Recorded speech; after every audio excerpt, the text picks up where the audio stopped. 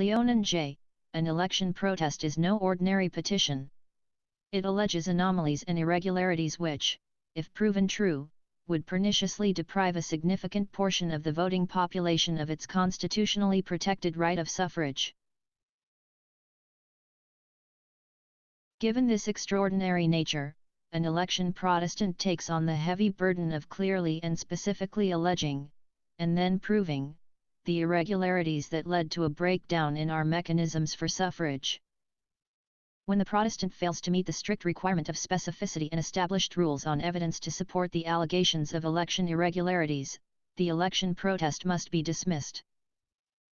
The court, sitting as the Presidential Electoral Tribunal, resolves the June 29, 2016 election protest 1 filed by Protestant Ferdinand Bongbong R. Marcos, Jr., who challenges the election and proclamation of Maria Leonora Leni Daang Matuwid G. Robredo as vice president in the 2016 national and local elections. Protestant and Proteste were 2 of 6 candidates for vice president during the May 9, 2016 elections. Proteste garnered 14,418,817 votes, while Protestant received 14,155,344 votes, giving Proteste a slim margin of only 263,473 votes over Protestant. 2.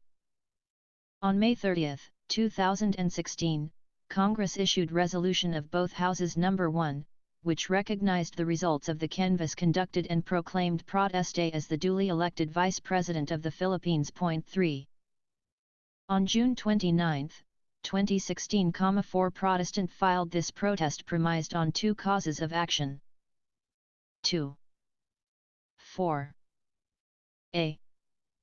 The proclamation of Proteste Robredo as the duly elected is null and void because they generated by the are not Rollo, vols.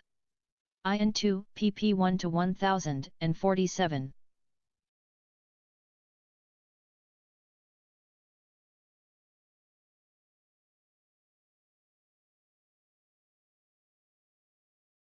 Authentic, and may not be used as basis to determine the number of votes that the candidates for vice president received. B. Massive electoral fraud, anomalies and irregularities, such as, but not limited to terrorism, violence, force, threats. Intimidation, pre-shading of ballots, vote buying, substitution of voters, flying voters, preloaded SD cards, misreading of ballots, unexplained, irregular and improper rejection of ballots containing votes for Protestant Marcos. Malfunctioning vote counting machines, and abnormally high unaccounted votes/undervotes for the position of compromised and corrupted the conduct of the elections and the election results for the position of in the protested precincts. 5. On July 12, 2016, this tribunal issued a precautionary protection order 6 directing the Commission on Elections to safeguard the integrity of all the ballot boxes, their contents, and other election paraphernalia in the 509 clustered precincts covered by the protest. 7. This tribunal then issued summons 8 to Proteste, directing her to file her answer to the protest. In her verified answer with special and affirmative defenses and counter-protest, 9 Proteste alleged that the protest failed to provide the specific acts or omissions that supposedly led to electoral frauds, anomalies, or irregularities in the protested 92,509 clustered precincts. 10. She further pointed out that the protest was a pre-proclamation controversy, which should have been lodged before the National Board of Canvassers, and not before this tribunal. 11. As counter-protest, Proteste contested the election results gathered from 7,547 clustered precincts in 13 provinces. 12. She alleged that vote buying, intimidation, substitution, and other irregularities occurred in these provinces during the 2016 national and local elections. She stated that, had Protestant not resorted to electoral fraud in these provinces, she would have received a higher number of votes. 13.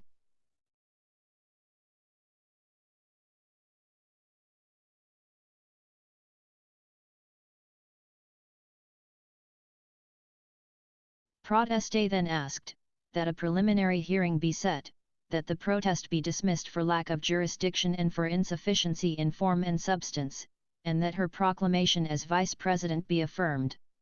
14. In a January 24, 2017 resolution, 15 this tribunal confirmed that it had jurisdiction over the protest, as Article 7, Section 4 of the 1987 Constitution mandates it to be the sole judge of all contests relating to the election, returns, and qualifications of the President or Vice President. 16. In the same resolution, this tribunal found the protest to be sufficient in form and substance. It also denied protestee's motion to dismiss the protest, along with the setting for preliminary hearing of her special and affirmative defenses. 17. On February 27, 2017, Proteste moved for the reconsideration 18 of this tribunal's January 24, 2017 resolution.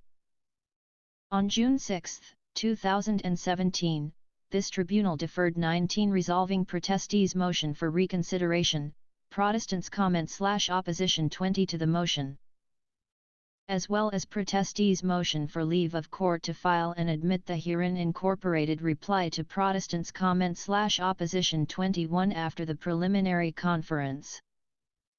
14 ID at 16690. 15 Rollo, Vol XXIX, pp 22459A22459H. 16 Const. Art. 7. SEC 4 states. Section 4. The President and the Vice President shall be elected by direct vote of the people for a term of 6 years which shall begin at noon on the 30th day of June next following the day of the election and shall end at noon of the same date. 6 years thereafter. The President shall not be eligible for any re-election. No person who has succeeded as President and has served as such for more than 4 years shall be qualified for election to the same office at any time. No Vice President shall serve for more than 2 successive terms. Voluntary renunciation of the office for any length of time shall not be considered as an interruption in the continuity of the service for the full term for which he was elected. Unless otherwise provided by law, the regular election for President and Vice President shall be held on the second Monday of May. The returns of every election for President and Vice President, duly certified by the Board of Canvassers of each province or city, shall be transmitted to the Congress, directed to the President of the Senate. Upon receipt of the certificates of canvass, the President of the Senate shall, not later than 30 days after the day of the election, open all the certificates in the presence of the Senate and the House of Representatives in joint public session, and the Congress, upon determination of the authenticity and due execution thereof in the manner provided by law, canvass the votes. The person having the highest number of votes shall be proclaimed elected, but in case 2 or more shall have an equal and highest number of votes, one of them shall forthwith be chosen by the vote of a majority of all the members of both houses of the Congress, voting separately. The Congress shall promulgate its rules for the canvassing of the certificates. The Supreme Court, sitting en banc, shall be the sole judge of all contests relating to the election, returns, and qualifications of the President or Vice President, and may promulgate its rules for the purpose.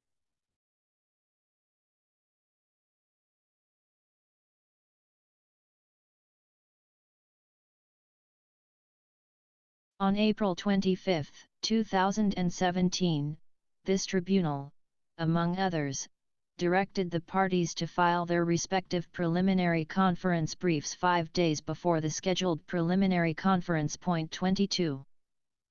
On July 11, 2017-23 the preliminary conference was held.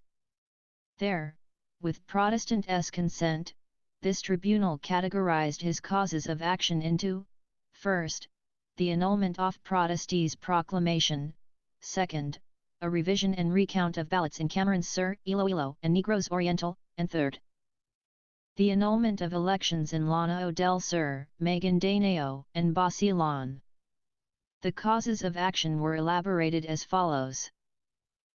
First cause of action, annulment of proclamation. The proclamation of protest a Robredo as the duly elected vice president is null and void because the generated by the are not authentic, and may not be used as basis to determine the number of votes that the candidates for vice president received.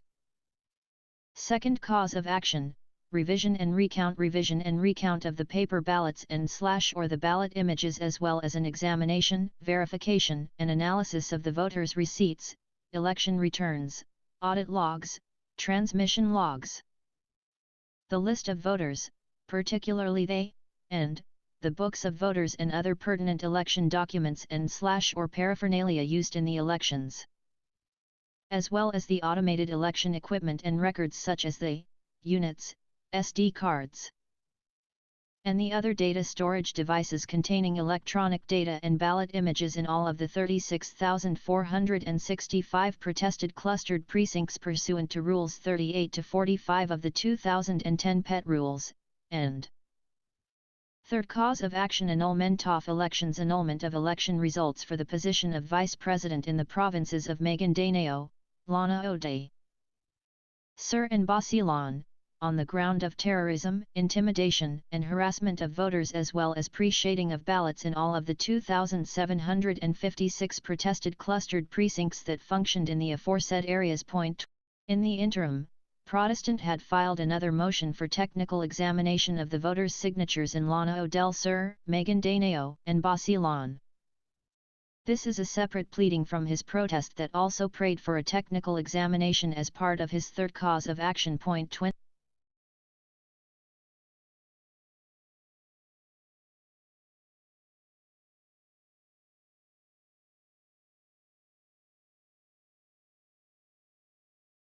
In an August 29, 2017 Resolution 26, this tribunal dismissed Protestant's first cause of action, pointing out that the veracity of his allegations on the inauthenticity and unreliability of the certificates of canvass could only be determined by a manual recount of all votes in all precincts. 27 With Protestant stating that he was limiting the manual recount to his second and third causes of action, this tribunal ruled that resolving the first cause of action would have no practical effect. 28. This tribunal likewise dismissed protestees' motion for reconsideration and reiterated that the protest was sufficient in form and substance. 29. In the preliminary conference order 30, this tribunal limited the issues to Protestants' second and third causes of action, and to protestees' counter-protest. It then directed that the revision of ballots would begin with Protestants' designated pilot provinces, which were Camarines Sur, Iloilo, and Negros Oriental. The pilot provinces would serve as test cases, and the revision results would determine if this tribunal would proceed with the revision of ballots in the remaining contested clustered precincts. 31. This tribunal also reiterated the directive it had earlier issued in the preliminary conference, to limit the parties' witnesses to 3 per clustered precinct, and to submit a new list of witnesses that should include the clustered precinct each witness would testify on.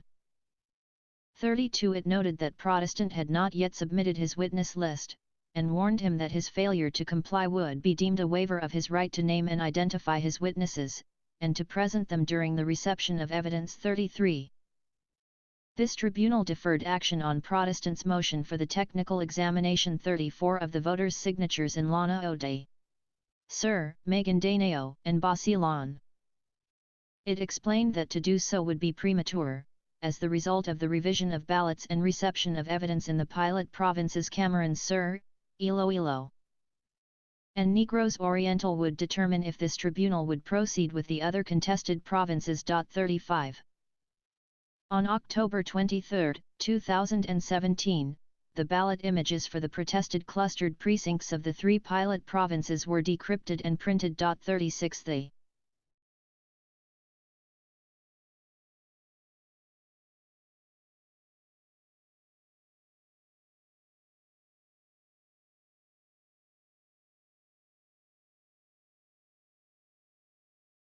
ballot boxes and other election paraphernalia were later retrieved from the pilot provinces. 37. On January 16, 2018, this tribunal issued its reviser's guide for the revision of ballots under the automated election system to govern revision proceedings in election protests. 38 Rule 4 of the reviser's guide provided the 4 objectives of revision of ballots: to verify the physical count of the ballots, to recount the votes of the parties, to record the parties' objections and claims thereon, and to accordingly mark such ballots which were objected to and claimed by the parties for purposes of identification during subsequent examination by the tribunal and for reception of evidence, if any. 39. Additionally, the revision of ballots from the pilot provinces went through the following process. First, prior to the actual recount of the votes of the parties, they were required to authenticate the ballots to ensure their genuineness. Ensuring that the ballots contained all the security features of the official ballots and using ultraviolet lamps which could detect the hidden security marks. Second, such segregated the ballots which were read by the into 4 categories: ballots for Protestant, ballots for protestant, ballots for other candidates, and ballots with stray votes vote for the vice president position. Third, the revisers for Protestant and protestant registered their respective objections to the ballots for protestant and ballots for Protestant, respectively. Fourth, both party revisers registered their claims on the ballots for other candidates and ballots with stray votes. Fifth, both party revisers registered their claims on ballots that were rejected by the and were not thus included in the ballot segregation, if any, and lastly, each recorded all relevant data, including the results of their revision, in a revision report signed by all 3 members and to which the claims and objections of the party revisers were annexed for subsequent ruling by the tribunal during the appreciation stage. 40. The revision of ballots for the pilot provinces commenced on April 2, 2018, and ended on February 4, 2019.41. The 3 pilot provinces had 5,418 clustered precincts, but this tribunal only revised paper ballots and decrypted ballot images from 5,415.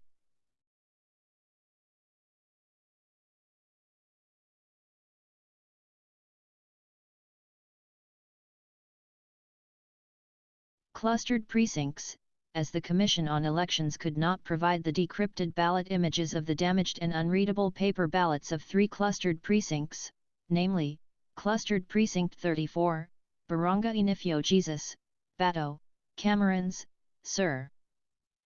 Clustered Precinct 13, Barangay Herring, Canaman Camarines Sur, and Clustered Precinct 27, Barangay Cubay, San Joaquin, Iloilo. 42. Proteste then moved that the revision committees be directed to use a 25% threshold in determining the validity of a marked oval, as this was allegedly the threshold used during the 2016 national and local elections. 43. This tribunal denied protestee's motion and ruled that her proposed 25% threshold was baseless. 44. It retained the 50% threshold under the 2010 Presidential Electoral Tribunal Rules 45 and pointed out that the threshold mentioned in the reviser's GUIDE 46 referred to the rule's 50% threshold. 47. Proteste moved for reconsideration. Likewise, she furnished this tribunal, for the first time, with the Commission on Elections and Bank Resolution No. 16-0600, which adopted the Random Manual Audit Visual Guidelines. 48. In its comment 49, the Commission on Elections confirmed that for the 2016 national and local elections, it set the threshold at 25% as it calibrated the vote counting machines to read marks that cover at least about 25%.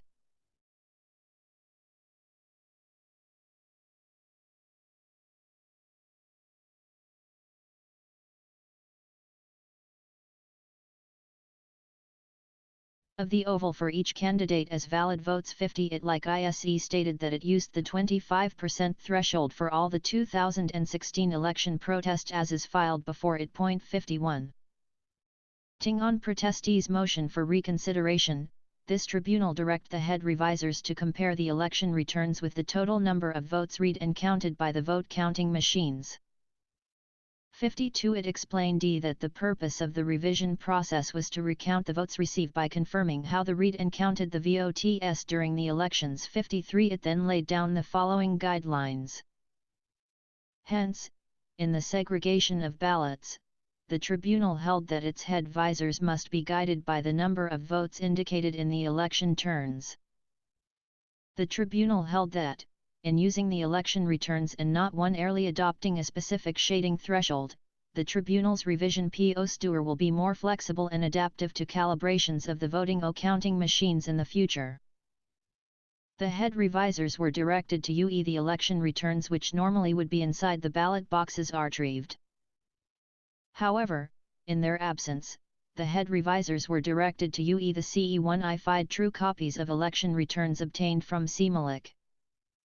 As to those ballots already previously revised, the procedure of verifying votes using the election returns was to be strictly enforced during the appreciation stage by the tribunal. 54.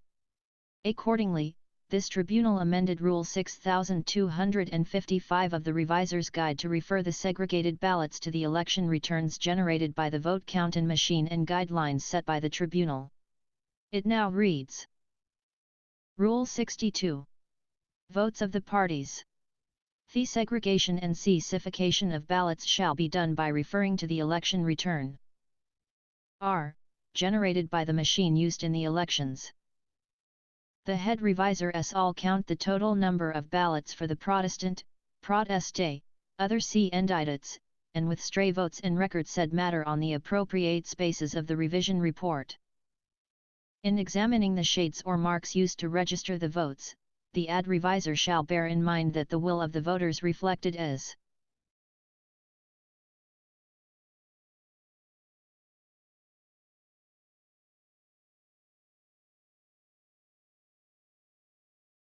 votes in the ballots shall, as much as possible, be given effect, setting aside any technicalities. Furthermore, the votes thereon are presumed to have been made by the voter and shall be considered as such. National and local elections reasons exist that will justify their rejection. Any issue on the segregation and classification of ballots by the head reviser shall be resolved by the assigned revision supervisor, based on the guidelines set by the tribunal. Any objection to the ruling of the revision supervisor shall not suspend the revision of a particular ballot box. The ballot in question may be claimed or objected to, as the case may be, by the reviser of the party concerned. 56.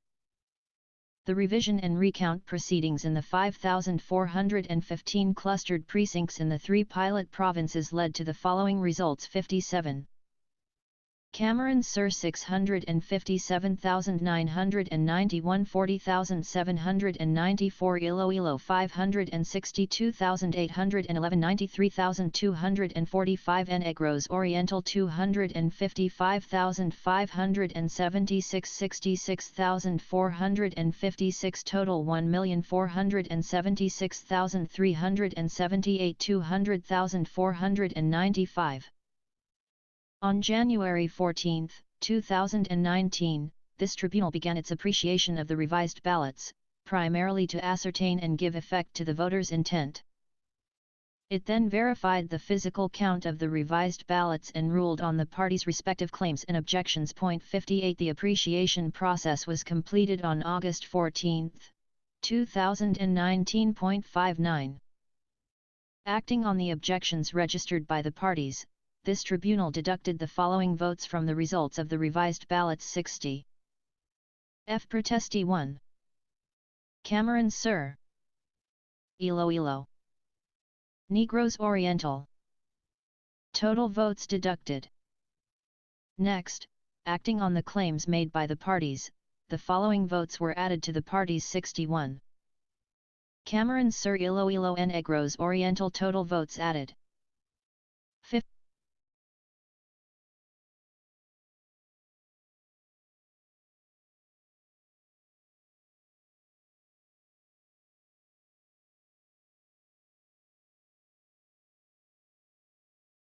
This tribunal then used the provincial certificates of canvass to ascertain the number of votes received by the parties from the pilot province's 5,418 clustered precincts.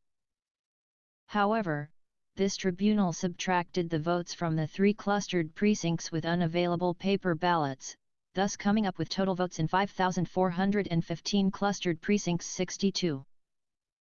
Votes in the 5,418 clustered precincts of 1,493,517 200 and 2,136. The 3 pilot provinces based on the provincial less votes in the 3 clustered precincts with unavailable paper ballots and ballots IRNA 2 total votes in the 5,415 clustered 1,492,658 200 and 2,085 N precincts.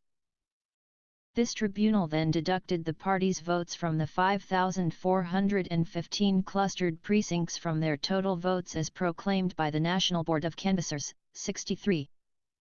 Protestantal total votes as proclaimed 14,418,817 14,155,344 less, total votes the 5,415 pilot clustered precincts total votes in the clustered precincts 12,926,159 13,953,259 other than the 5,415 pilot precincts revised and unreciated total A.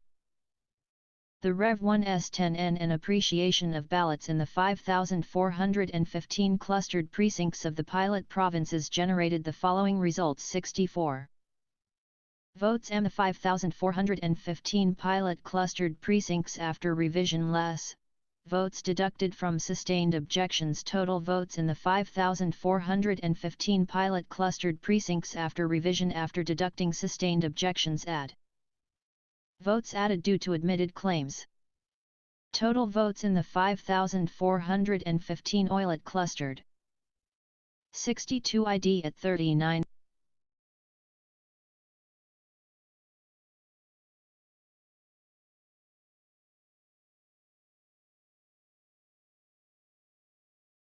Finally, this tribunal added total A and total B to get the total number of votes received by the parties after revision and appreciation of the 5,415 clustered precincts in the pilot provinces 65. Total votes in the clustered precincts 12,926,159 13,953,259 other than the 5,415 pilot clustered precincts add. Total votes L1L the 5,415 pilot 1,510,178 204. 512 clustered precincts after Rev 1s 10N and appreciation total votes in all clustered precincts 14,436,337 14,157,771 after revision and appreciation of the ballots from the pilot clustered precincts. Based on the final tally after revision and appreciation, this tribunal found that Proteste increased her lead over Protestant from 263,473 votes to 278,566 votes. 66. In the interest of due process 67 this tribunal required the parties to submit their respective memoranda, addressing the following matters.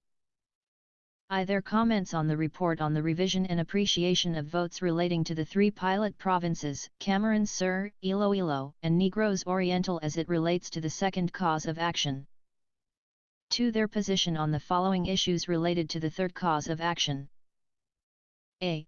Whether or not the results in the revision and appreciation of votes with respect to the Protestants' second cause of action moots or renders unnecessary the consideration of the Protestants' third cause of action. B.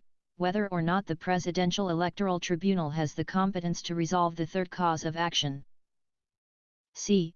Assuming that the Presidential Electoral Tribunal has the competence to resolve the third cause of action which is not mooted by the results of Tribunal's findings with respect to the second cause of action. 1. what are the filing rules and requirements that a party must observe if he or she seeks the relief of annulment of elections before the Presidential Electoral Tribunal? 2. What is the threshold of evidence that is required to prove failure or annulment of elections?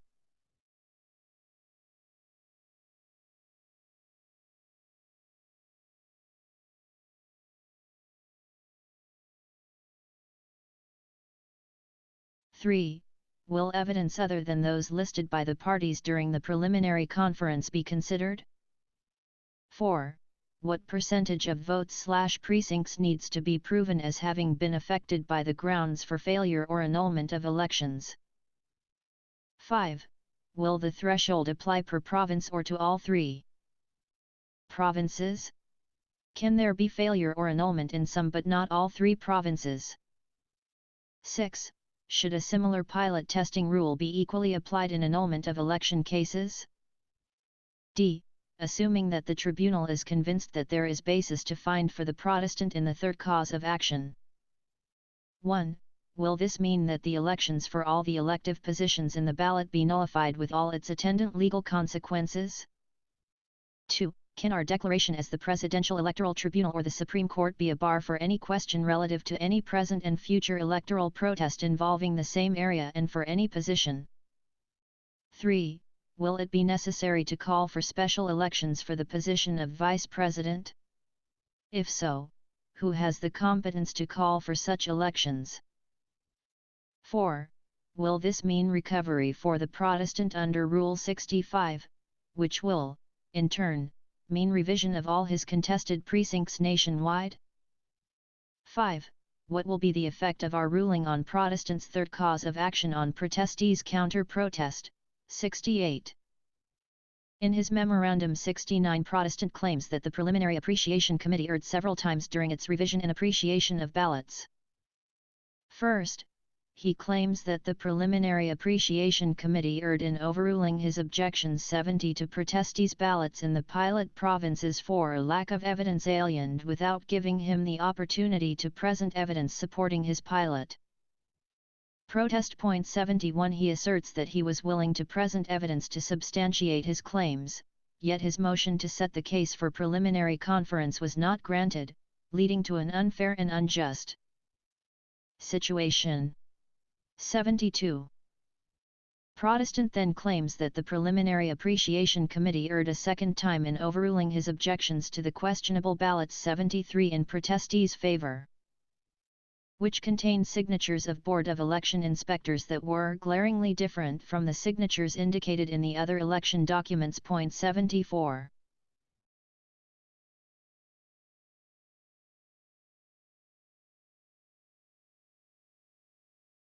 Third, Protestant asserts that the Preliminary Appreciation Committee erred, yet again, when it counted unshaded 75 and ambiguously 76 shaded ballots in protestees' favor.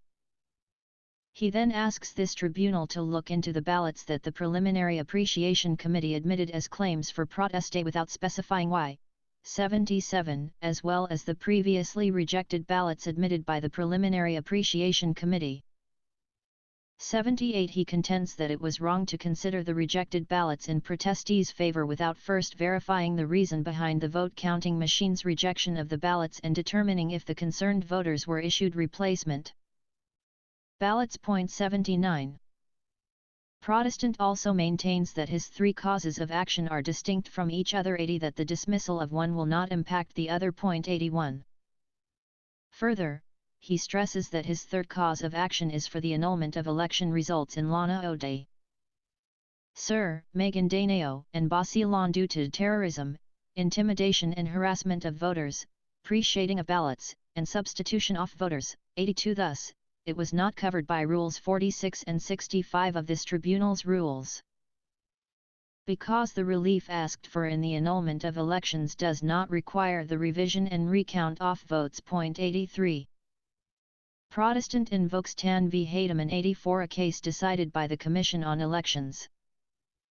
He narrates that in Tan, a technical examination was conducted on the signatures and thumbprints in the voters' registration records, comparing them with the election day computerized voters list of the 2016 elections.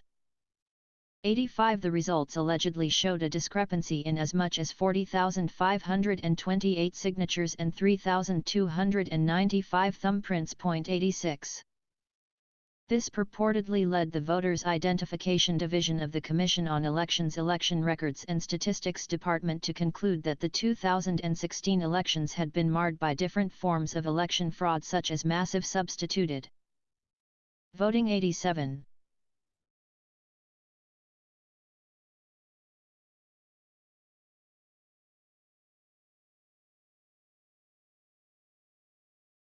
Protestant maintains that because his causes of action are distinct from each other, due process demands that he be allowed to present evidence for his third cause of action. 88 He asserts that his third cause of action cannot be mooted by the results of the preliminary appreciation of the ballots involved in the pilot precincts, as the two causes of action are mutually exclusive. 89. Citing Abbayon v. House of Representatives Electoral Tribunal 90, Protestant insists that a cause of action on the annulment of election results is independent of a cause of action on the recount and revision of ballots. 91 He avers that Abbayon has made it clear that a dismissal under Rule 37 of the 2011 House of Representatives Electoral Tribunal rules, or the initial revision of ballots to determine the merit or legitimacy of an election protest, will not lead to the dismissal of an action for annulment of election results on the ground of terrorism, as the two causes of action are different. 92.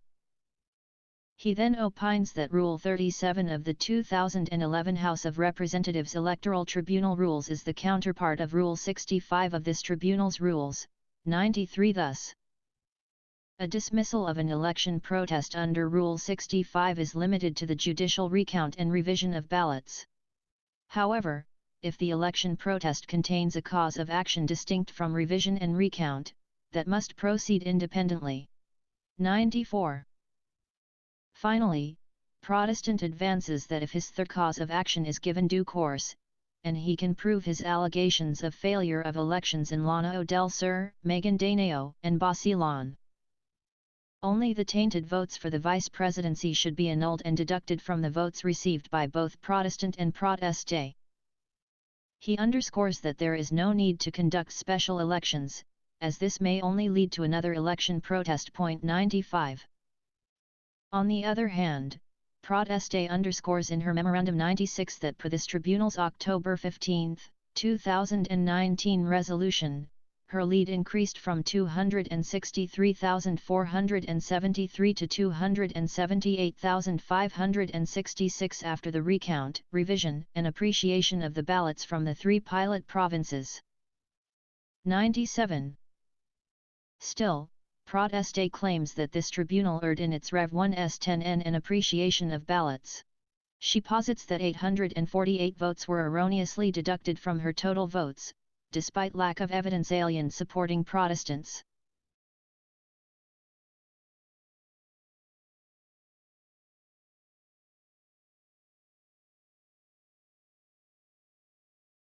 Objections. 98 She argues that THESE 99 must be added back to the final count. 100. Proteste also contends that this tribunal erred 101 in invalidating votes due to alleged overvoting, despite the vote counting machines having counted THEM 102 in her favor. She avers that this invalidation has disenfranchised the voters. 103. She further asserts that this tribunal erred, yet again, when it invalidated ballots 104 without specify the alleged markings on the ballots which would invalidate the votes for Proteste 105. Proteste then assails this tribunal's decision to add 714 votes in Protestants' favor, 106 when there was no shade in the oval beside Protestant's name in each of these votes. 107 She also questions why overvotes in her favor were not counted, while Protestants' claims on the same ground were granted. 108 Other claims were likewise admitted when this tribunal did not even state its reasons. 109. In any case, Proteste argues that the Rev 1's 10n, recount, and reappreciation of the ballots affirmed her victory. 110 She maintains that under Rule 65 of this tribunal's rules, the protest must be dismissed for Protestant's failure to establish any substantial recovery. 111. Proteste further asserts that Protestant had already been given the opportunity to substantiate his allegations, and as he failed to do so, this tribunal should not accommodate his whim at the expense of violating its own rules. 112. On this point Proteste narrates how this tribunal deferred ruling on Protestant's motion for technical examination pending the results of the ballot revision of his designated pilot provinces twice. According to her, this exhibited Rule 65's mandatory nature. 100.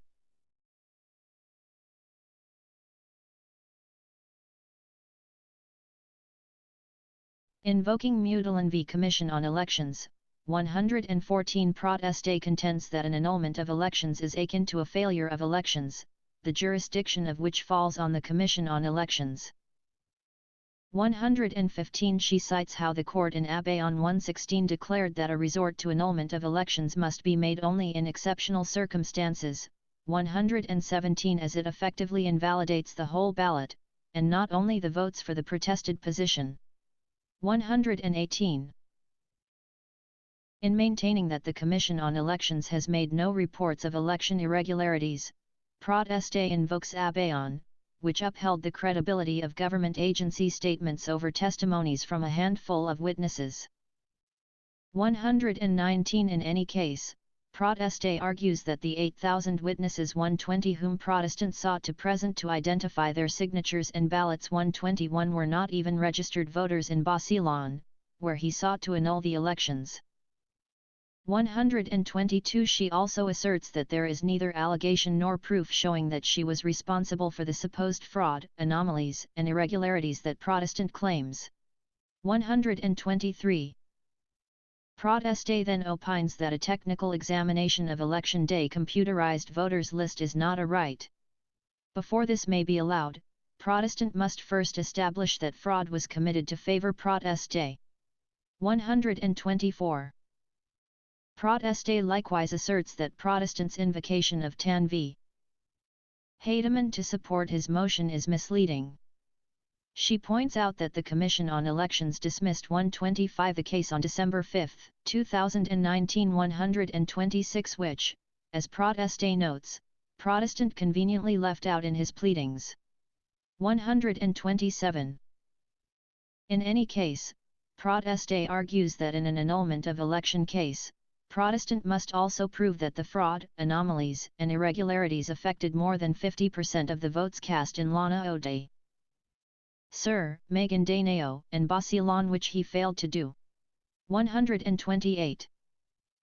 Finally, Proteste advances that her counter-protest is an independent cause of action which may only be dismissed upon the 100.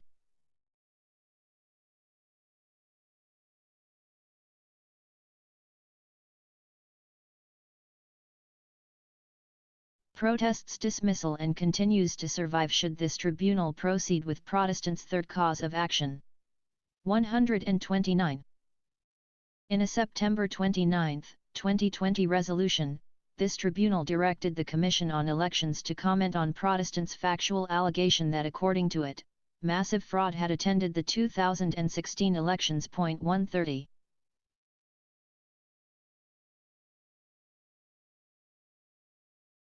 Additionally, this tribunal directed the Commission on Elections to inform it, if any petitions for failure of elections were filed in Leonen del Sur, Maguindanao, and Basilan, the provinces covered by Protestant's third cause of action. And if any special elections as an offshoot of the petitions were conducted in those provinces. 131. This tribunal likewise directed the Commission on Elections, along with the Office of the Solicitor General, to comment on the constitutional issues raised by the parties. 132. In its compliance 133 with the September 29, 2020 resolution, the Commission on Elections reports that during the 2016 national and local elections, 8 petitions 134 seeking to declare a failure of elections were filed in Leonen del Sur, Maguindanao, and Basilan. However, all 8 petitions were dismissed, and these rulings had reached finality. 135 The Commission added that no special elections were held in these provinces. 136. The Commission on Elections likewise confirms that this tribunal has jurisdiction to annul the results of an election, as an indispensable consequence of its constitutional mandate to decide election contests. 137 It states that abeyance can be analogously applied to this tribunal. 138 However, it emphasizes that to respect the right of suffrage, the strictest standards and procedures of law must be set in place if becomes strongly and positively convinced to annul the results of the elections. 139. The Commission on Elections then emphasizes that in abeyance, the court cited now Chief Justice Diosdado Peralta's dissent in the House of Representatives Electoral Tribunals February 3.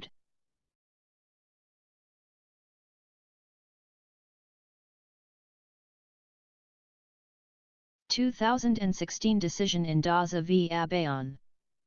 140 In his dissent 141 Chief Justice Peralta posited that to merit the drastic action of nullifying the election, the illegality of the ballots must affect more than 50% of the votes cast in the precincts sought to be annulled, and that lawful and unlawful ballots are impossible to distinguish. 142.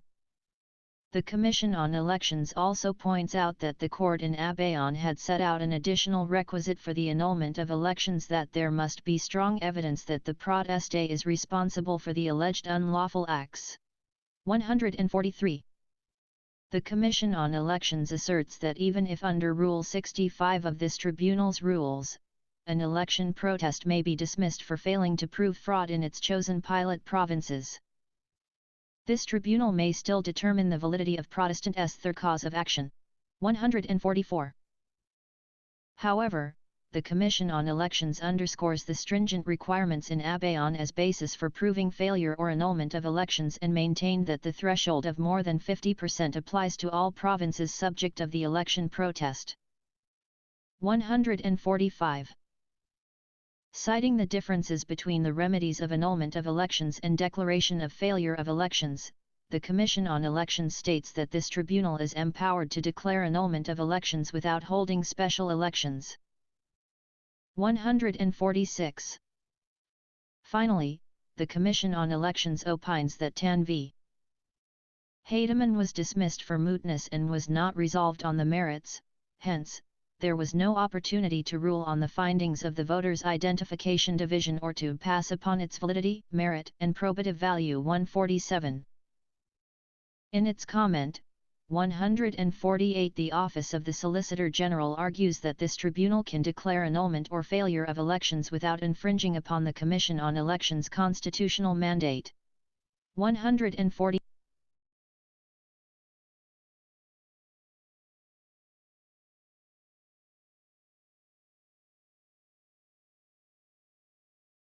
It states that this tribunal has no concomitant power to direct the conduct of special elections. 150. In his consolidated reply, 151 Protestant concurs with the Commission on Elections and the Office of the Solicitor General that this tribunal possesses the power to annul elections even without calling for special elections, hence, there is no infringement on the powers and functions of the Commission on Elections. 152. Protestant then posits that this tribunal has no power to declare failure of elections because such power, together with the power to call for special elections, is within the Commission on Elections jurisdiction. 153.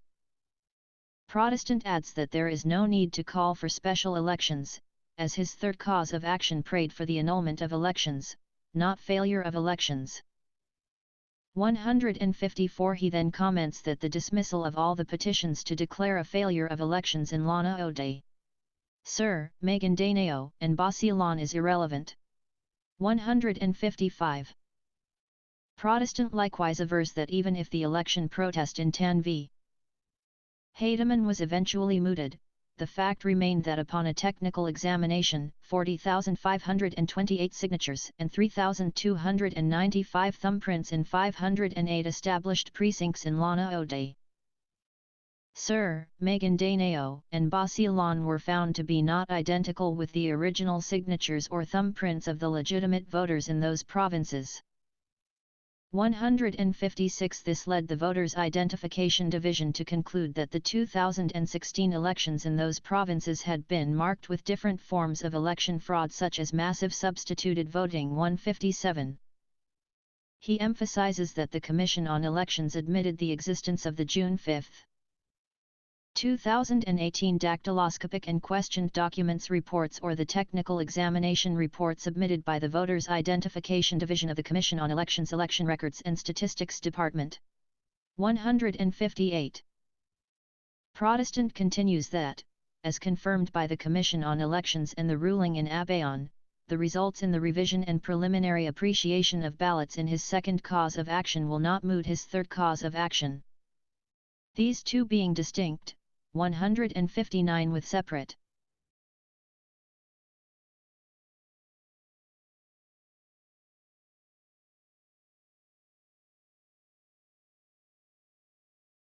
Scopes. 160. Thus, he asserts that his third cause of action could be properly recognized by this tribunal, 161 which has the competence to resolve it. 162. Finally, Protestant agrees with the Commission on ELEC1IONS that in an action for annulment of elections, electoral tribunals may determine who among the candidates obtained a majority of the legally assist votes. He continues that only the election results connected with the election contest will be affected in an annulment of elections, and not the entire election in the affected precincts, as that pertains to a declaration of failure of elections. 163. A declaration of annulment of elections does not need a special election over the contested position. 164. In her consolidated reply, 165 Proteste submits that under Rule 65 of this tribunal's rules, the protest must be dismissed due to Protestant's failure to make out his case in the revision and appreciation of his three chosen provinces. 166. Proteste maintains that allowing Protestant's third cause of action will give him 6 pilot provinces, a clear violation of Rule 65. 167. She also adds that Protestant's failure to prove his case after the revisio, recount, and appreciation of the ballots from his 3 pilot provinces rendered moot his third cause of action for annulment of elections. 168. Proteste likewise belies Protestants' claims that the Commission on Elections has accepted the technical examination report from the Voters' Identification Division, and points out that it even stated that the report has no probative value. She stresses that she was not a party to TL, i.e. case of Tan v. Heidemann, thus, she was neither notified nor allowed to plus or minus participate in the technical examination. 169.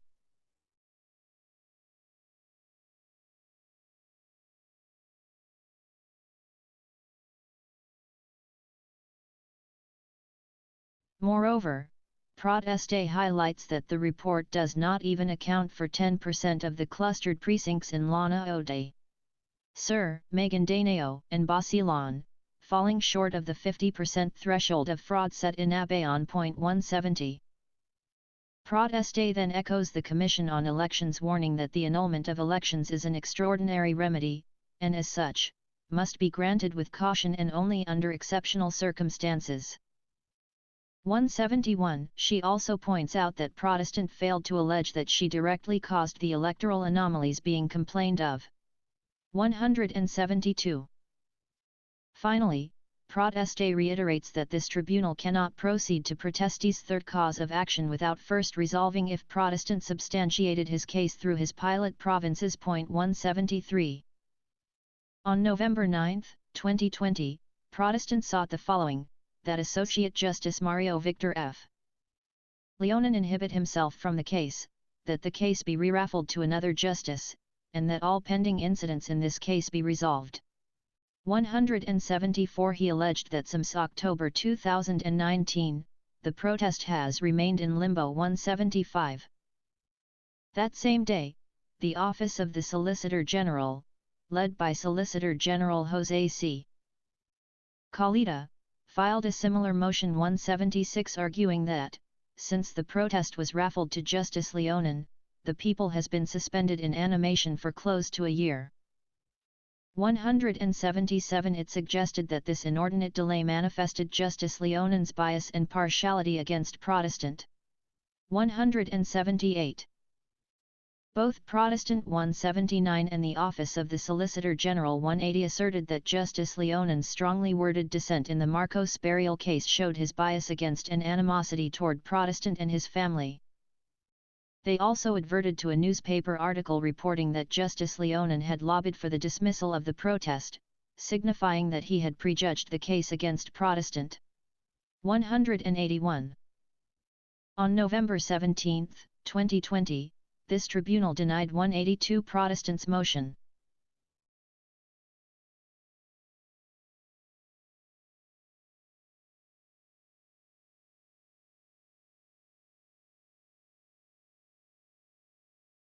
For inhibition.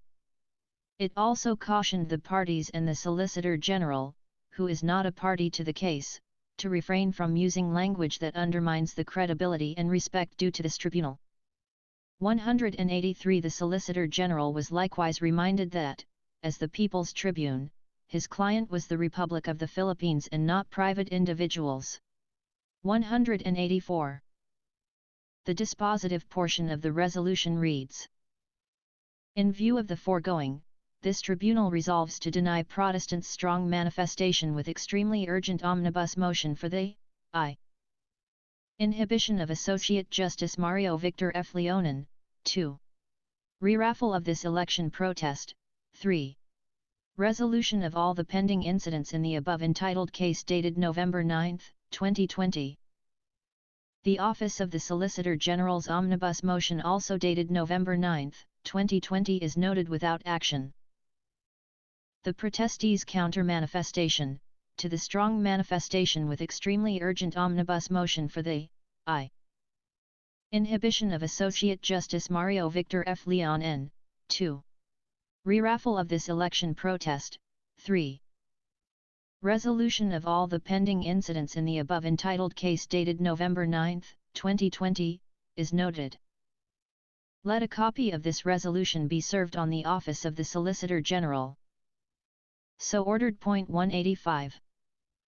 For this tribunal's resolution are the following issues. First, whether or not Protestant has sufficiently shown reasonable recovery of votes after the revision and appreciation of ballots from the 3 pilot provinces. Second, whether or not unfavorable results of Rev 1s1 on an appreciation of votes in the second cause of action moots Protestants' third cause of action of annulment of election. Third, whether or not the 2010 Presidential Electoral Tribunal rules allows for different pilot provinces per cause of action. Fourth, whether or not the ruling on Protestants' third cause of action affects protestees' counter-protest, and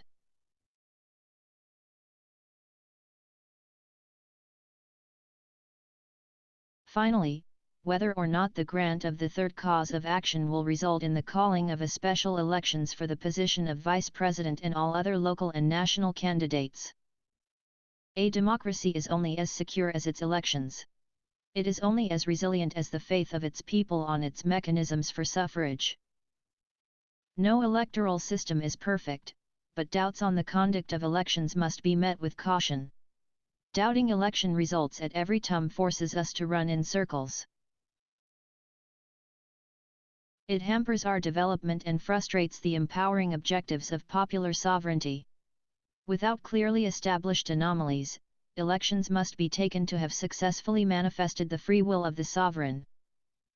Any election protest challenging the results of an election must clearly and specifically allege, and then prove, the irregularities that occurred. Specifying the precincts where each violation occurred, and how it transpired, is critical. Failure to do so warrants the protest's dismissal. Allegations in election protests must be specific. The results of an election may be challenged through different legal vehicles: first, failure of election cases; second, pre-proclamation petitions; and third, election contests. These have substantive and procedural differences, with varying remedies, but what remains consistent across all modalities is the requirement of specificity. Particularity on one's allegations, grounds, and basis cuts across all mechanisms for challenging election outcomes and must be present in all actions, regardless of the mode. Under Batas Pambanza BLG 881, or the Omnibus Election Code, a failure of election may be declared if, on account of force majeure, violence, terrorism, fraud, or other analogous causes, the election in any polling place has not been held on the date fixed, or had been suspended before the hour fixed by law for the closing of the voting, or such election results in a failure to elect. In any of such cases, the failure or suspension of election would affect the result of the election. 186. For its declaration, the alleged illegality must have affected more than 50% of the votes cast. 187.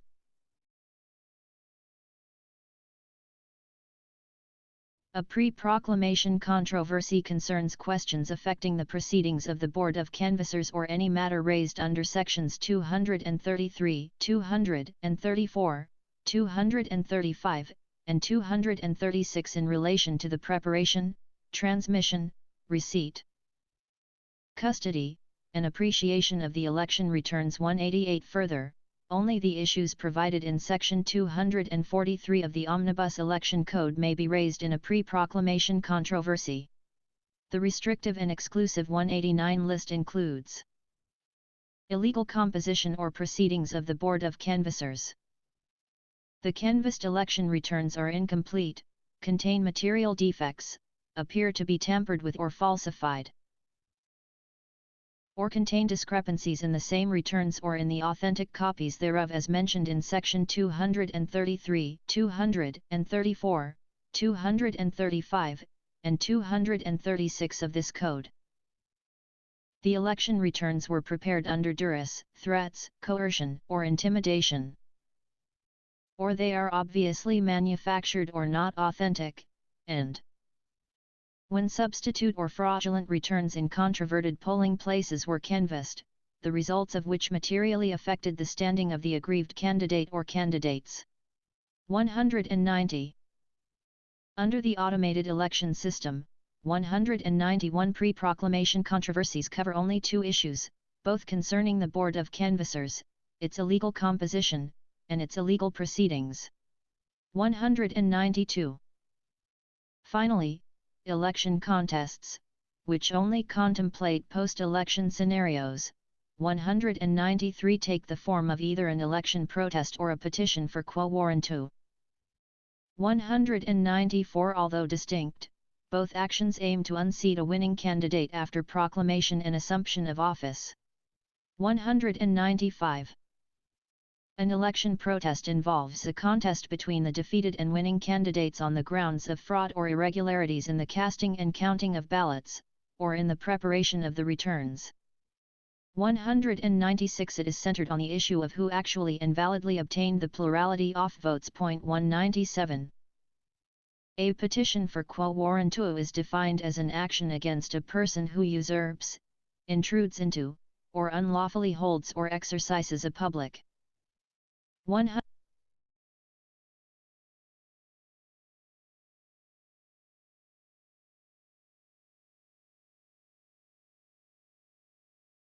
Office. 198. It is appropriate only for the purpose of questioning the election of a candidate on the ground of disloyalty or ineligibility. 199. The Constitution established distinct electoral tribunals to serve as the sole judge of all contests relating to the election, returns, and qualifications. 200. Concerning national elective positions. The Senate Electoral Tribunal rules on senatorial contests, the House of Representatives Electoral Tribunal on representatives, and the Supreme Court, as the Presidential Electoral Tribunal, on the President and Vice President. Jurisprudence discussing failure of election cases, pre-proclamation controversies, and election contests reveals that specificity in bases and allegations has always been critical to their appraisal. As regards failure of elections, the Court emphasized in Paz and Allen v. Commission on Elections 201. A petition for a declaration of failure of election must specifically allege the essential grounds that would justify the exercise of this extraordinary remedy. Otherwise, the cumlock can dismiss outright the petition for lack of merit. No grave abuse of discretion can be attributed to the cumlock in such a case because the cumlock must exercise with utmost circumspection the power to declare a failure of election to prevent disenfranchising voters and frustrating the electorate's will. 202. The same is true of pre-proclamation controversies. Any challenge that relates to election returns must likewise be anchored on specificity. For instance, in Matuwid v. Commission on Elections 203. Pre-proclamation controversies are properly limited to challenges directed against the Board of Canvassers and proceedings before said board relating to particular election returns to which private respondent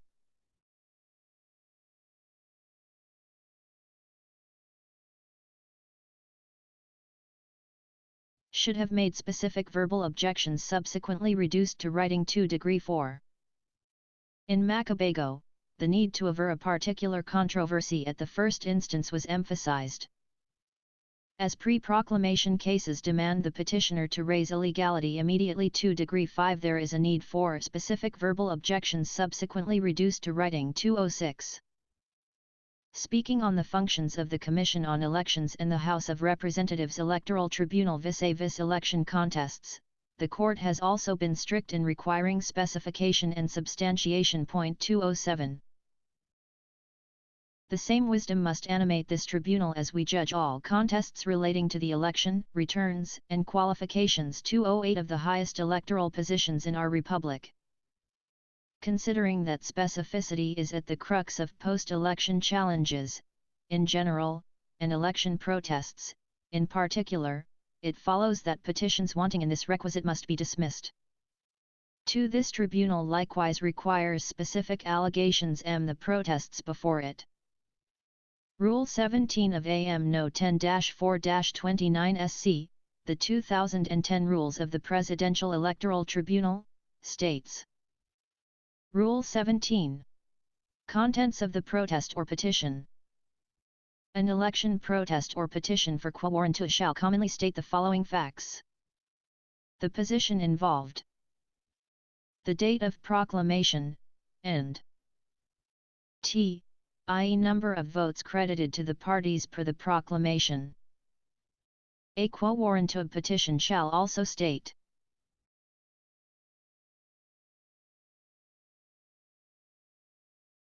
the facts giving the petitioner standing to file the petition, the legal requirements for the office and the disqualifications prescribed by law, the protestee's ground for ineligibility or the specific acts of disloyalty to the Republic of the Philippines. An election protest shall also state that the protestant was a candidate who had duly filed a certificate of candidacy and had been voted for the same office.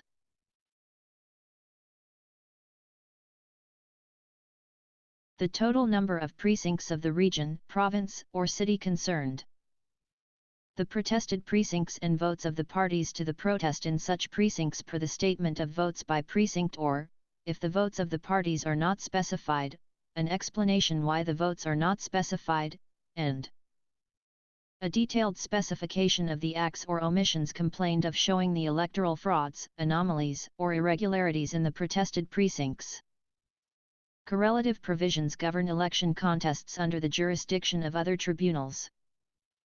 The 2013 Rules of the Senate Electoral Tribunal and the 2015 Rules of the House of Representatives Electoral Tribunal both provide that an election protest shall state the specific acts or omissions constituting the electoral fraud, anomaly, or irregularity in the contested precincts. 209. Specificity is also required by both Section 10 of AM No. 10-4-1 SC, or the Rules of Procedure in Election Contests before the Courts involving elective municipal officials, and Rule 6, Section 7 of Commission on Elections Resolution No. 8804, or the Rules of Procedure on Disputes in an Automated Election System. Section 10 of AM No. 10-4-1 SC states. Section 10. Contests of the protest or petition.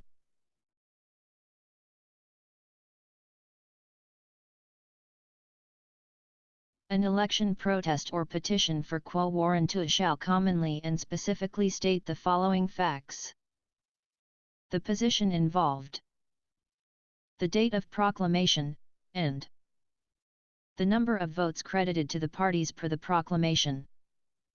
A quo warranto petition shall also state: if the petitioner is not a candidate for the same municipal position, the facts giving the petitioner standing to file the petition, the qualifications for the municipal office and the disqualifications prescribed by law, the petitioner's cited ground for ineligibility or the specific acts of disloyalty to the Republic of the Philippines.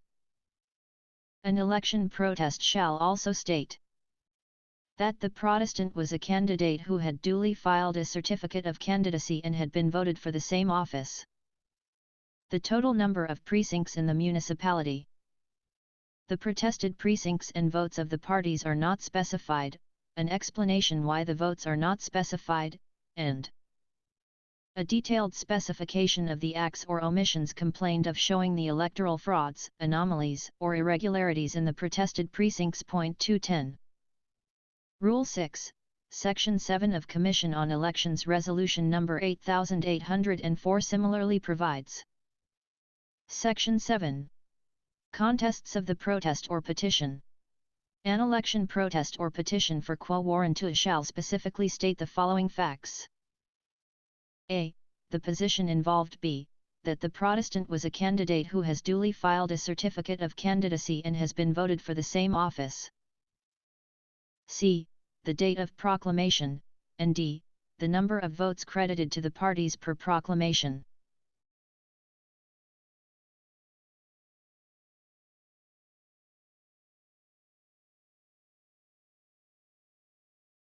An election protest shall also state: E.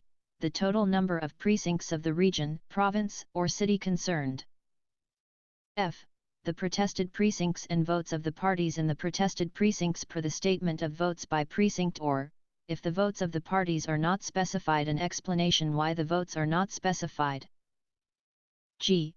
A detailed specification of the acts or omissions complained of showing the electoral frauds, anomalies, or irregularities in the protested precincts. 211. Basic wisdom underlies the need for specific allegations before entertaining pleas to set aside election outcomes. The power to annul an election should be exercised with the greatest care as it involves the free and fair expression of the popular will. 212. A losing candidate cannot use an election protest as an expedient means to unseat the winner, when they are unsure of their factual basis. 213. It is only in extreme cases of fraud and under circumstances which demonstrate to the fellest degree a fundamental and wanton disregard of the law that elections are annulled, and then only when it becomes impossible to take any other step. 214. The court has underscored that a protest wanting in specific factual footing must be dismissed, otherwise, the assumption of an elected public official may, and will always be held up by petitions of this sort by the losing candidate. 215. To entertain it would be to put no end to divisive and disruptive electoral contests. 216. And the whole election process will deteriorate into an endless stream of crabs pulling at each other, racing to disembark from the water. 217. The requirement of specificity deters fishing expeditions by losing candidates who, without clear basis for challenging election outcomes, are merely gambling with probabilities.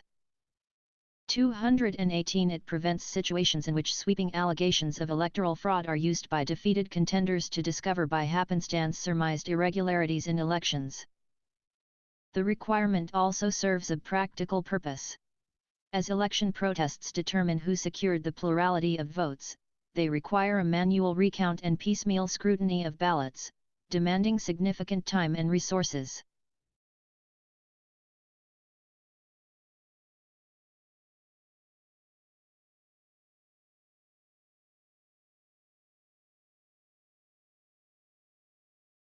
Thus, even before the actual scrutiny of ballots, proceedings to determine the sufficiency of a protest's allegations are required.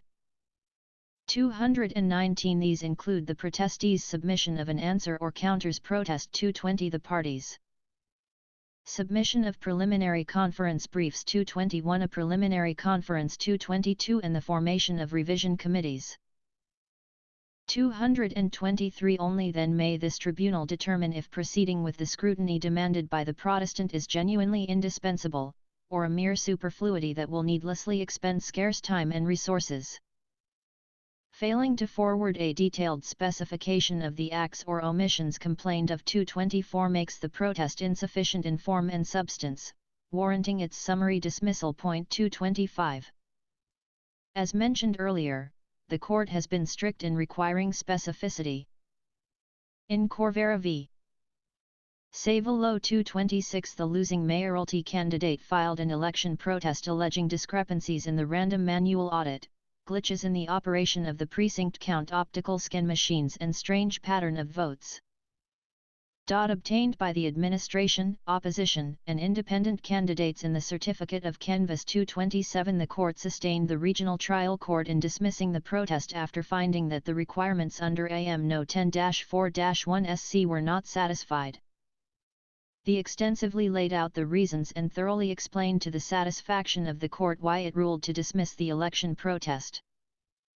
An intensive study and exhaustive analysis of the allegations of the petition revealed that the insufficiency in substance arose from the failure of the protest to indicate the total number of precincts in the municipality of San Jose.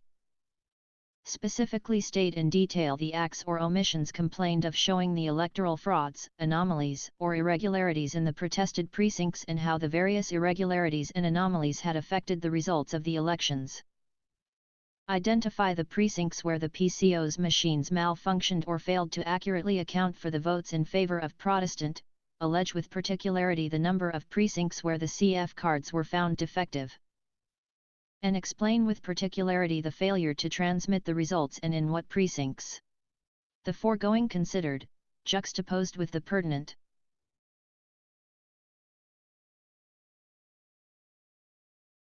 PROV1S1 ons of AM No 10-4-1 SC quoted hereunder, it succinctly appears that the instant election protest is destined for doomsday. 228.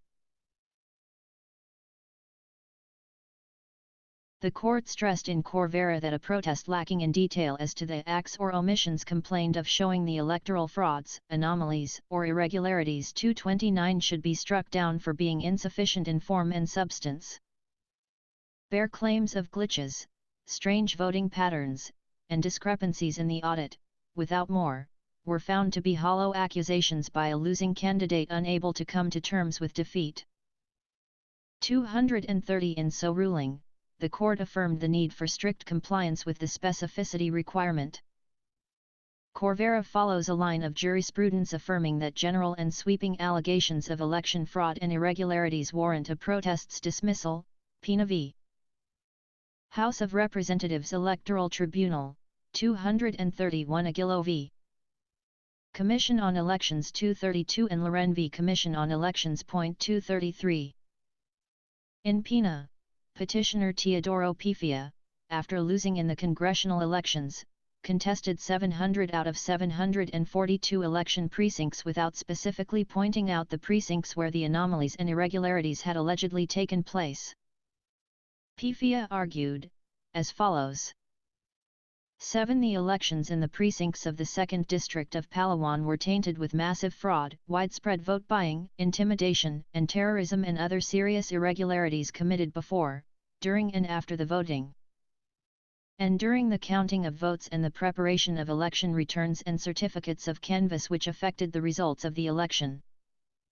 Among the fraudulent acts committed were the massive vote buying and intimidation of voters, disenfranchisement of petitioners' known supporters through systematic deletion of names from the list of voters, allowing persons to vote in excess of the number of registered voters, misappreciation, misreading and non-reading of Protestant ballots, and other irregularities. 234.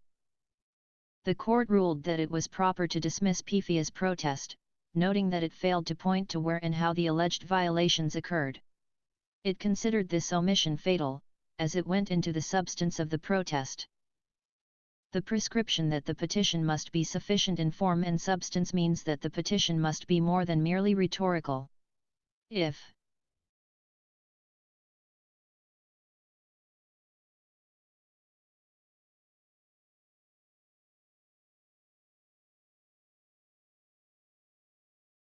The allegations contained therein are unsupported by even the faintest whisper of authority in fact and law, then there is no other course than to dismiss the petition, other than ise, the assumption of an elected official may and will always be held up by petitions of this sort by a losing candidate. 235.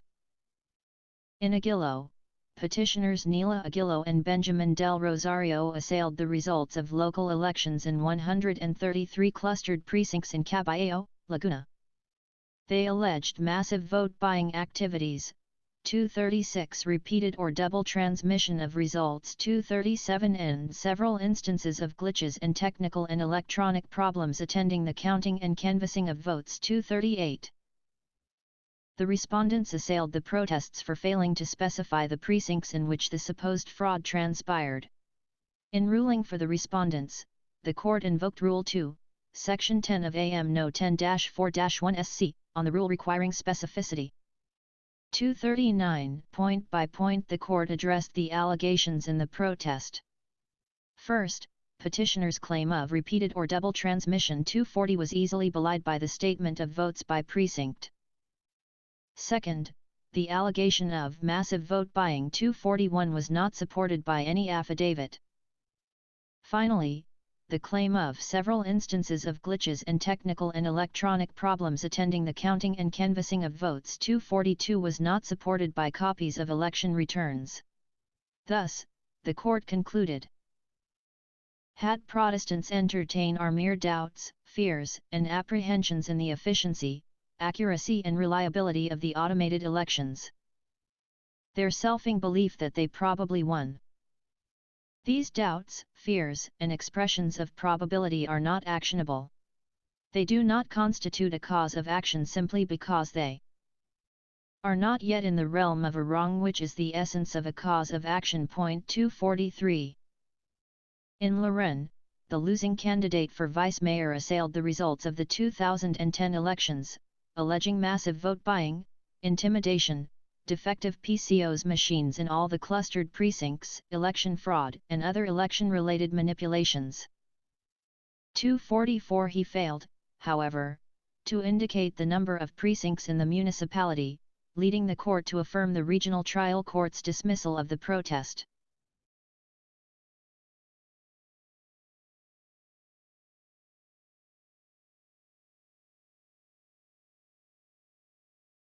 As the findings of the show, petitioner did not indicate the total number of precincts in the municipality in his election protest. The omission rendered the election protest insufficient in form and content, and warranted its summary dismissal, in accordance with Section 12, Rule 2 of the Rules in AM. No. 10-4-1 SC 245. Through Leonen, the court hearkened to the imperative of making specific allegations of fraud, irregularities, or anomalies, the failure of which warrants a protest's dismissal. There may have been cases, such as Cagas v. Commission on Elections 246 and Panlilio v. Commission on Elections 247, where the court appeared lenient on the specificity requirement. However, these cases never truly hinged on the requirement of making specific factual allegations, but were decided on the basis of jurisdiction. Thus, they set no binding precedent on the matter of specificity in a protest's allegations. CAGAS 248 centered on whether the court had jurisdiction over a petition for certiorari assailing an interlocutory order of a Commission on Elections division.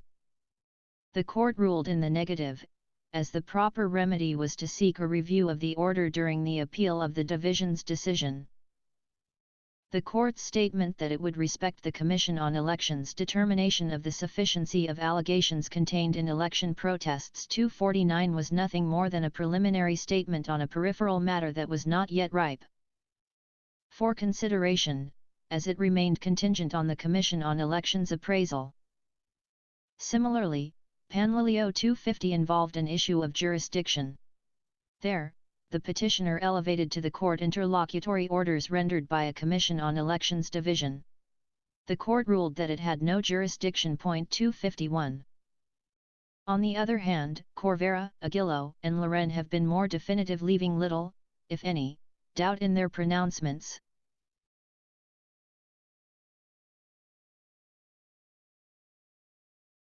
Corverum minced no words characterizing a protest wanting specific factual allegations. The foregoing 252 considered, juxtaposed with the pertinent provisions of AM No 10-4-1 SC quoted hereunder, it succinctly appears that the instant election protest is destined for doomsday. 253.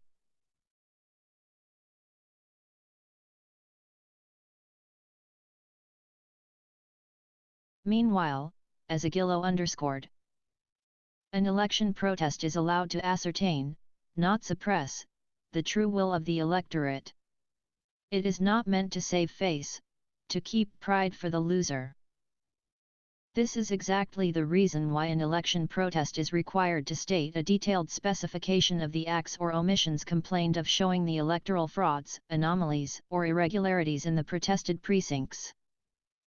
An election protest which is not only divisive but also disruptive of the affairs of a political unit cannot and should never be allowed to proceed on mere belief and suspicion of a losing candidate. 254. Loren's language also leaves no room for doubt. It characterized dismissal as mandatory. The omission 255 rendered the election protest insufficient in form and content, and warranted its summary dismissal, in accordance with Section 12, Rule 2 of the Rules in AM No 10-4-1 SC. We note that the summary dismissal of the election protest upon any of the grounds mentioned in Section 12 is mandatory. 256. 3. This protest could have been dismissed under Rule 21 of this Tribunal's rules. However, we painstakingly heard every argument to afford the parties due process. Protestant alleged in his protest that massive electoral fraud, anomalies, and irregularities, such as, but not limited to terrorism, violence, force, threats, force, intimidating, press hating of ballots, vote buying, substitution of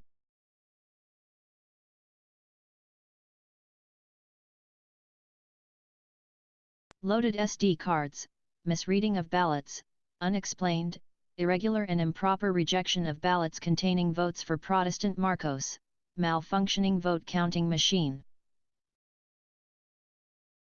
and abnormally high unaccounted votes/undervotes for the position of Vice President compromised and corrupted the conduct of the elections and the election results for the position of the Vice President in the protested precincts. 257.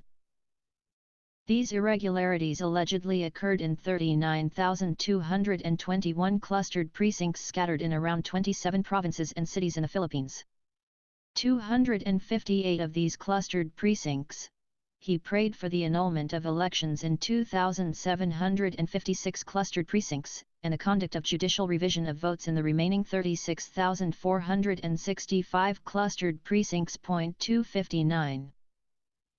Protestants' allegations appeared bare, laden with generic and repetitious allegations, and lacked critical information as to the time, place, and manner that the alleged irregularities.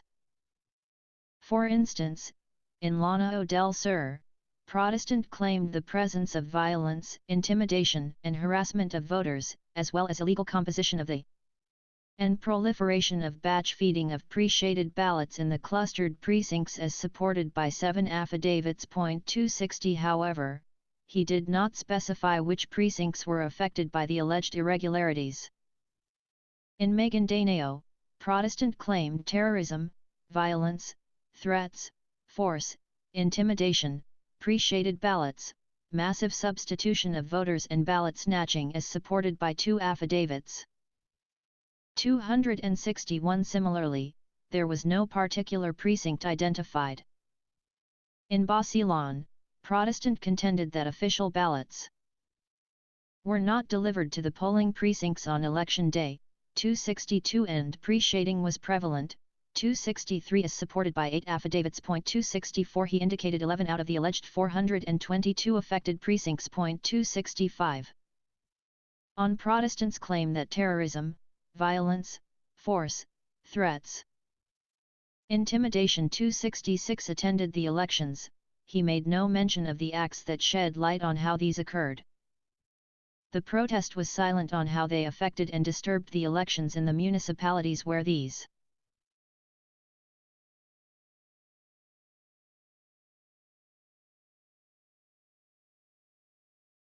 supposedly happened. He did not even point to the precincts where these irregularities transpired.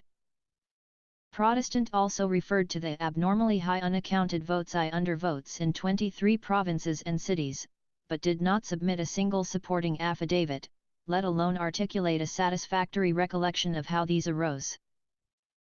He likewise argued that the names of deceased persons were included in the precinct computerized voters list, 267, and that flying voters were rampant as they took the place of said supposedly deceased voters. 268. Regrettably, he did not specify where these actually happened. In any case, despite the blatant lack of specificity, this tribunal still proceeded to painstakingly scrutinize the attachments Protestant appended in his protest. Paragraph 7.14 of the protest alleged that affiant Ganerane Karan Tas 269 is an election assistant in Marawi City 270 in Lana Ode. Sir, yet his judicial affidavit, attached as Annex GG7, stated that he is an election assistant in the municipality of Tamparan. 271. In addition, Karan Tas' judicial affidavit lacked the date of examination. Date and place where examination was conducted.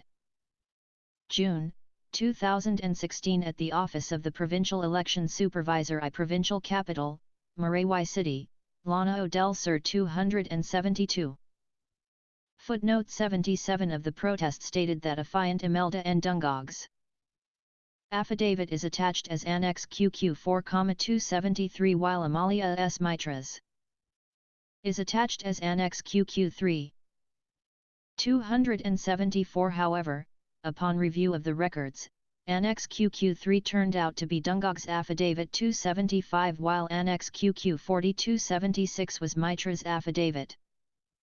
Apart from these lapses, Dungog stated that she went to her precinct at 6:05 p.m., way past the official voting hours as prescribed in the Commission on Elections Resolution No. 10,088,277 from 6 a.m. to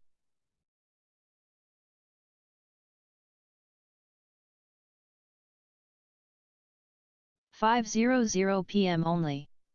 It is not our business to speculate how Dungog cast her vote when it supposedly had been more than an hour since the polls closed. Paragraphs 7.130 and 7.131 of the protest stated that a certain Roy A. Timonyo claimed that there was vote buying from protestees' camp the night before Election Day, and that members of the Board of Election Inspectors implemented a secure number stub scheme before the voters were allowed to vote. 278 on the allegation of vote buying, footnote 98 stated that Roy A. Timonyo's affidavit is attached as Annex TT 3.279 on the allegation on secure number stub scheme. His affidavit was supposedly attached as Annex TT 9, per footnote 104. 280 yet, upon verifying with the case records, there was no Annex TT 9 attached to the protest. Thus the allegation on secure number stub scheme is unsupported. Annexes UU2 to UU6 are missing critical information, particularly, the number of votes obtained by Protestant and Proteste in certain areas in Iloilo. 281 The same incomplete averments on specific details were found in Annexes 3-3,282, 3-4,283 and 3-5.284. Annex WW9, the affidavit of a certain Cesar Reyes Aguinaldo, Jr. of Sabang Uno, Calauag, Quezon, left a blank on what date he went to his precinct to vote. It also did not state who were the disenfranchised voters. Portions of his affidavit read: 2 On May 2016 at around 9:30 a.m. in the morning/afternoon, I went to precinct in order to participate in the 2016 national and local elections. 5 I am executing the affidavit in order to support the truth. Allegations that several irregularities were present during the recently concluded elections and that the voters/supporters of were positively disenfranchised without any justification at all.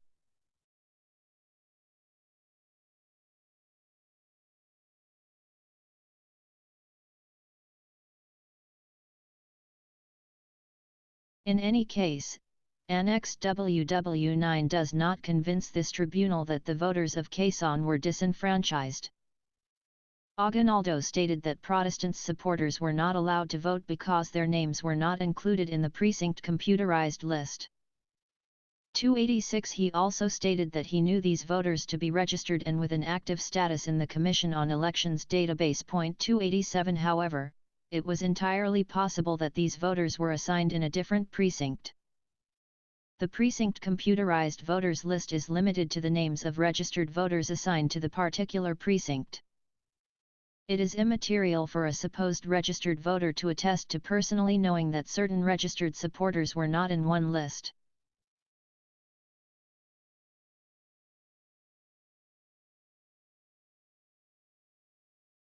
Like Annex WW9, Annex DDD 2288 also lacked details on who were the disenfranchised voters, this time in Daraga, all by. 289.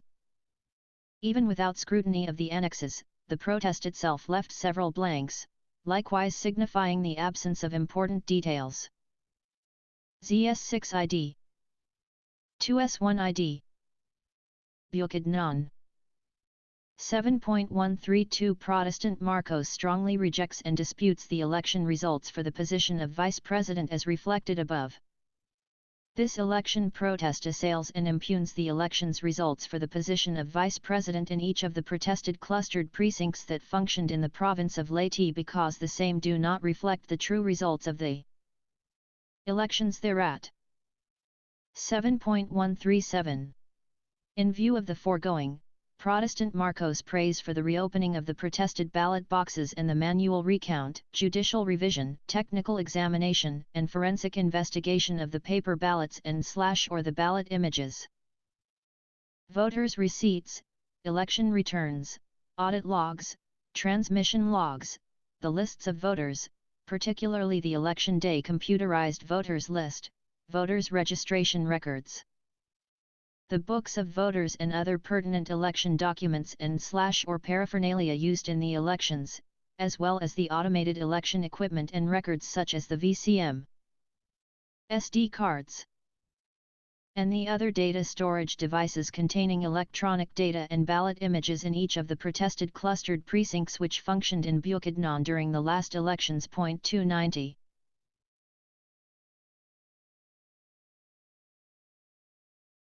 Strangely, the allegation under paragraph 7.132 pertained to the province of Leyte, under the subheading Bukidnon.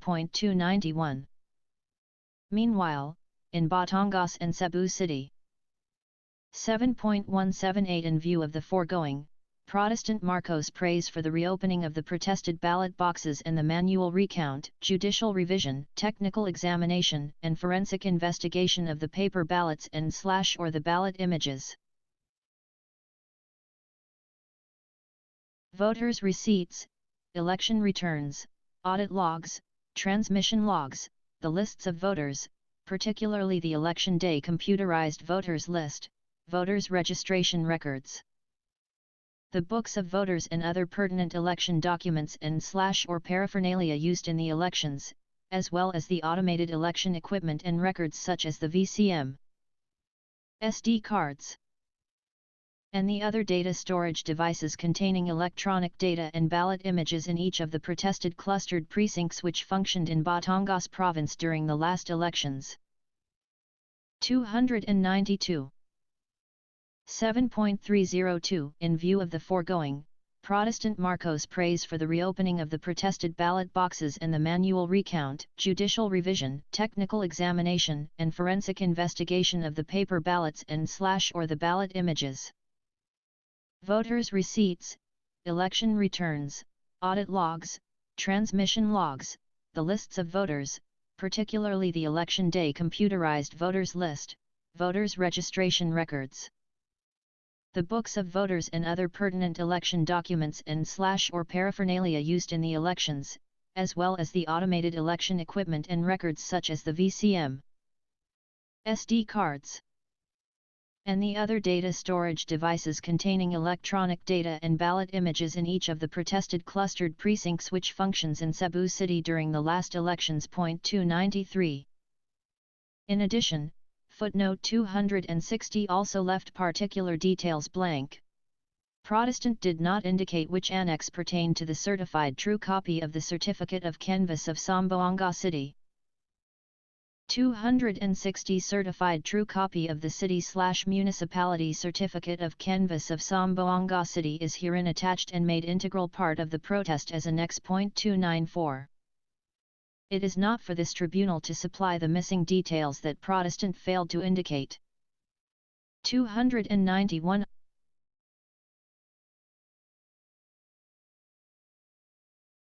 As in Pina, Corvera, Aguilo, and Leonen, unsubstantiated allegations amount to nothing more than mere doubts, fears, and apprehensions. 295 which deserve scant consideration. These doubts, fears, and expressions of probability are not actionable.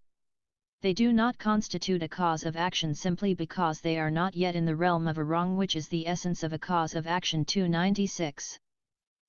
We note that Protestants' claims of massive electoral fraud, anomalies, and irregularities, such as, but not limited to terrorism, violence, force, threats, force, intimidation, press hating of ballots, vote buying, substitution of voters, flying voters, preloaded cards, misreading of ballots, unexplained, irregular and improper rejection of ballots containing votes for Protestant, malfunctioning, and abnormally high unaccounted votes/undervotes for the position of Vice President compromised and corrupted the conduct of the elections and the election results for the position of the Vice President in the protested precincts. 297.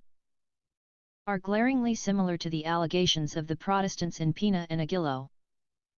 The allegations in Pina were articulated as follows. 7. The elections in the precincts of the 2nd District of Palawan were tainted with massive fraud, widespread vote buying, intimidation, and terrorism and other serious irregularities committed before, during and after the voting, and during the counting of votes and the preparation of election returns and certificates of canvass which affected the results of the election. Among the fraudulent acts committed were the massive vote buying and intimidation of voters, disenfranchisement of petitioners' Noven supporters through systematic deletion of names from the lists of voters, allowing persons to vote in excess of the number of registered voters, misappreciation, misreading and non-reading of Protestants' ballots and other irregularities. 9. Had the massive fraud, widespread intimidation, and terrorism and other serious irregularities not been committed, the result of the elections for member of the House of Representatives would have been different and the Protestant would have garnered the highest number of votes for the office of member of the House of Representatives in the 2nd District of Palawan, which was the true expression of the will of the voters of the province of Palawan. 298. Protestants' arguments in Aguilo were stated in this manner.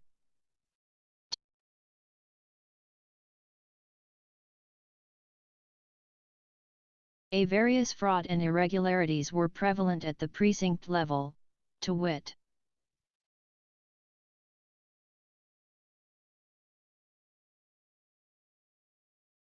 Point 3. Another form of irregularity was the massive vote-buying activities, whether in the form of money or kind, perpetrated by protestees' allies, which further makes it difficult to conclude that the May 10, 2020 elections were clean, credible, honest and democratic. Point 4. Voters who have yet to cast their votes were no longer allowed to vote at 7 o'clock in the evening of election day even if they were within the 30-meter radius from the polling place, only because they were known supporters of herein Protestant. 299. The glaringly similar allegations in Pina and Aguilo failed to impress the court. There is no reason to treat this protest differently. In fact, with more reason should this tribunal be strict, as it deals with the two highest positions of power in our republic. Even though this protest could have been dismissed under Rule 21 of this tribunal's rules, we painstakingly heard every argument that this protest raised. We exercised prudence and made more than reasonable allowances for Protestant proceeding with the preliminary conference and permitting him to designate the maximum number of 3 pilot provinces best signifying his allegations. Throughout the proceedings, when Protestants' allegations were insufficient, this tribunal resolved to direct him to allege with specificity. 300 On every motion, this tribunal ordered the opposing party to comment. When new arguments were surreptitiously raised or when allegations were unsubstantiated, we directed that evidence be properly presented. 301. This tribunal conducted retrieval, revision, and appreciation of more than 2 million ballots from the pilot provinces that Protestant designated.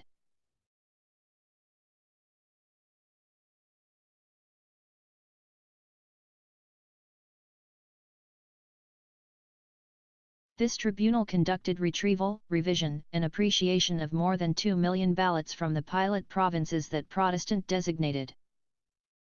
299 Agilo v. Kumlik, Gr. No. 197,975-76, March 19, 2000.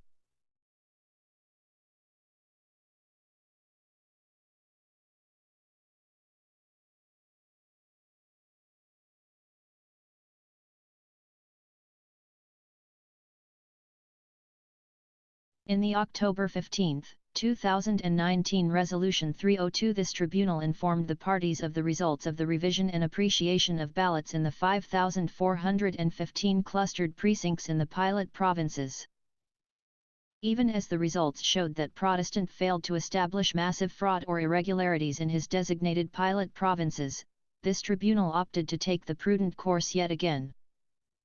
In the interest of due process, this tribunal granted the parties another opportunity to be heard on whether it should proceed with the case. The parties were directed to submit a memorandum containing their comments and positions on specifically delineated issues within 20 working days. 303.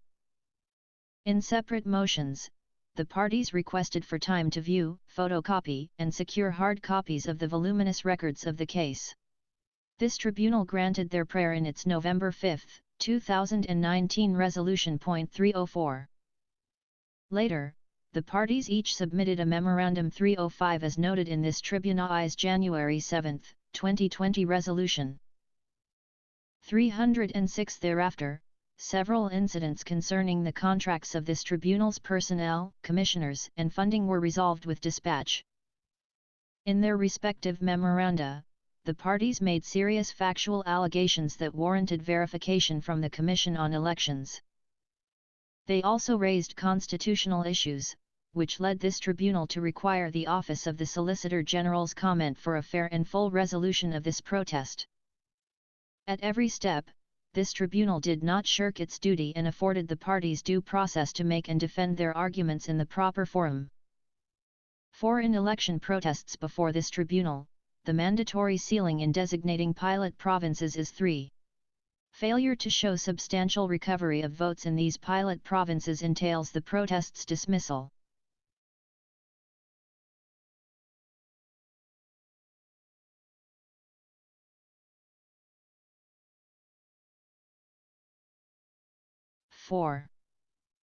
Rule 65 of this tribunal's rules mandates an election protest to be dismissed when the results of the revision and appreciation of the ballots in the pilot provinces do not support the allegation of fraud or irregularities. It states: Rule 65. Dismissal, when proper. The tribunal may require the Protestant or counter-Protestant to indicate, within a fixed period, the province or provinces numbering not more than 3, best exemplifying the frauds or irregularities alleged in his petition. And the revision of ballots and reception of evidence will begin with such provinces. If upon examination of such ballots and proof, and after making reasonable allowances, the tribunal is convinced that, taking all circumstances into account, the Protestant or counter-Protestant will most probably fail to make out his case, the protest may forthwith be dismissed, without further consideration of the other provinces mentioned in the protest. The preceding paragraph shall also apply when the election protest involves correction of manifest errors. Rule 65 gives this tribunal the discretion to direct the Protestant or counter-Protestant to designate the pilot provinces that would best exemplify the alleged frauds or irregularities. This is apparent in the use of the permissive word, may. The word may in Rule 65 refers to the discretion of the tribunal to dismiss or not the protest, and if the tribunal does not dismiss the protest, to require the Protestant to designate not more than 3 pilot provinces, a mandatory sealing. The word may recognizes that the tribunal may summarily dismiss the protest, in which event there will be no reason to require the designation of pilot provinces. But if the tribunal does not dismiss the protest, there will be a need to designate not more than 3 pilot provinces. The word may has never been interpreted to pertain to the number of pilot provinces, which must be not more than 3, a language which is a clear mandatory command that the number of pilot provinces shall not exceed 3. 308. While this tribunal may direct the Protestant to designate pilot provinces, Rule 65 also provides a mandatory sealing of not more than 3 pilot provinces, limiting its designation to a maximum of 3. A sealing is likewise imposed in election protests lodged before the Senate Electoral Tribunal 309 and the House of Representatives Electoral. A sealing is likewise imposed in election protests lodged before the Senate Electoral Tribunal 309 and the House of Representatives Electoral. 308.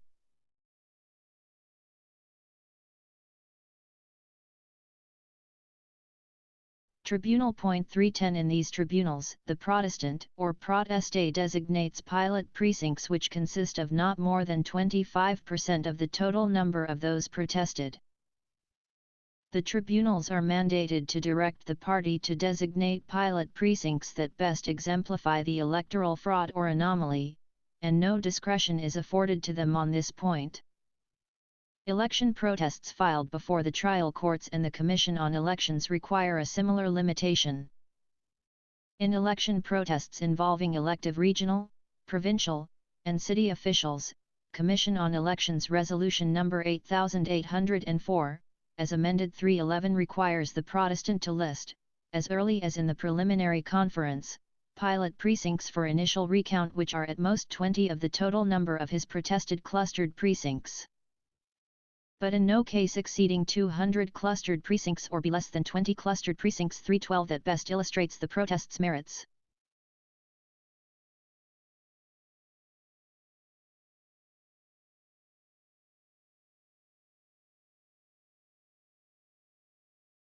Three IOHRET rules. Rule 40 provides. Rule 40. Post-revision determination of the merit or legitimacy of protest prior to revision of counter-protest, pilot precincts, initial revision and/or technical examination. Any provision of these rules to the contrary notwithstanding, as soon as the issues in any contest before the tribunal have been joined, the Protestant and the proteste shall be required to state and designate in the preliminary conference brief at most 25% of the total number of precincts involved in the protest or counter-protest, as the case may be, which said parties deem as best exemplifying or demonstrating the electoral irregularities or fraud pleaded by them.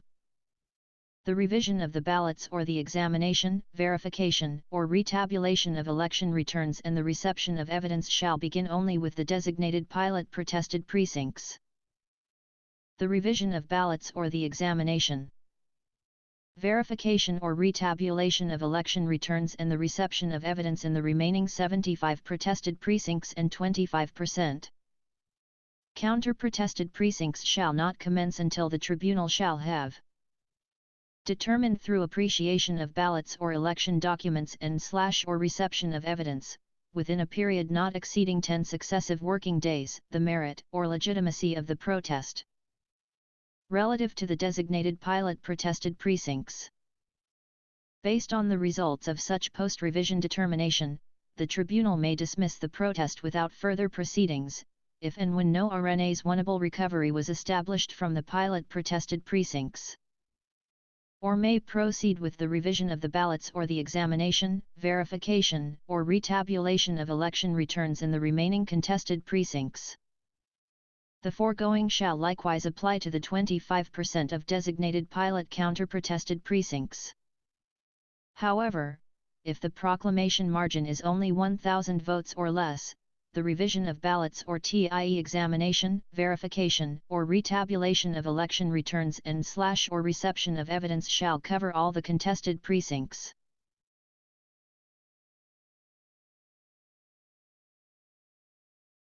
AM No 10-4 LSC 313 and AM No 07-4-15 SC 314, which respectively govern election protests against elective municipal officials and barangay officials, require the protestant in both cases to pinpoint a number of precincts corresponding to 20% of the total revised protested precincts, that will best attest to the votes recovered or will best exemplify the frauds or irregularities pleaded. 315 to determine the merit of the protest. Clearly, there is a mandatory ceiling in designating pilot provinces across different tribunals where election results may be contested, and for good reason. 4.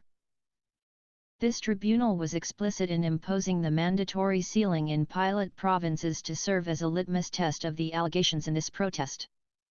As early as the preliminary conference in this case, this tribunal has explicitly stated that the pilot provinces shall serve as a litmus test by which the tribunal will make a determination as to whether it would proceed with the protest, that is, retrieve and revise the ballots for the remaining protested clustered precinct, or simply dismiss the protest for failure of the Protestant to make out his case. 316 It is improper to impose new rules when the purpose of the proceedings before this tribunal had been categorical at the outset. There is no reason to abandon this tribunal's unanimous ruling on this point. When no substantial recovery of votes in the pilot provinces is shown, the election protest must be dismissed. This principle is consistent across all three tribunals. In the Senate Electoral Tribunal, Rule 76. Pilot precincts, initial determination. Their vision of the ballots or the correction of manifest errors and reception of evidence shall begin with 2 pilot precincts.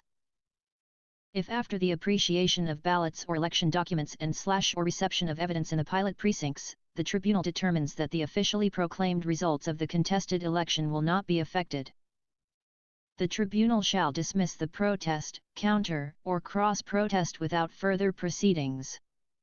300.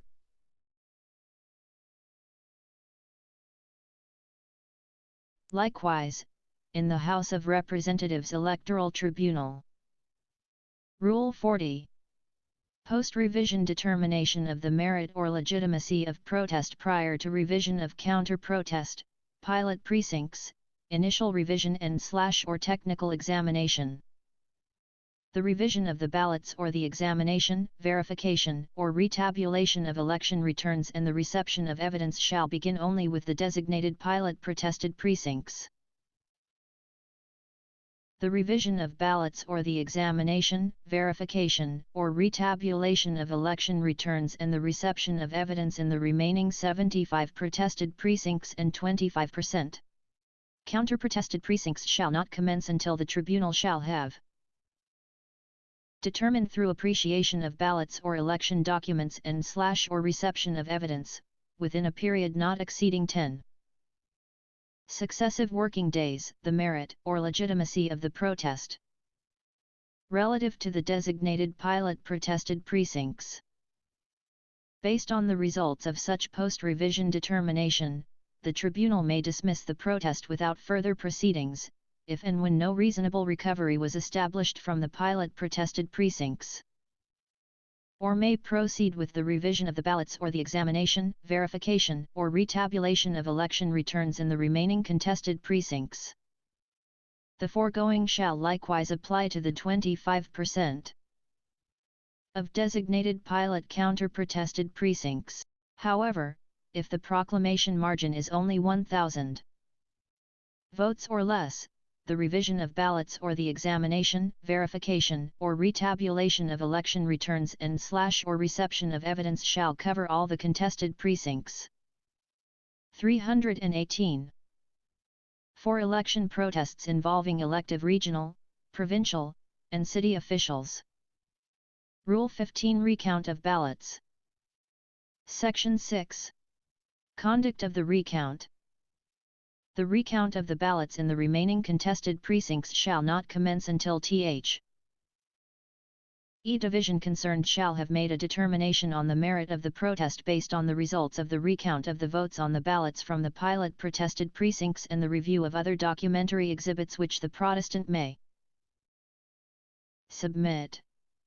The documentary exhibits may be submitted by the Protestant within a non-extendable period, often days from the completion of the recount of the pilot protested precincts.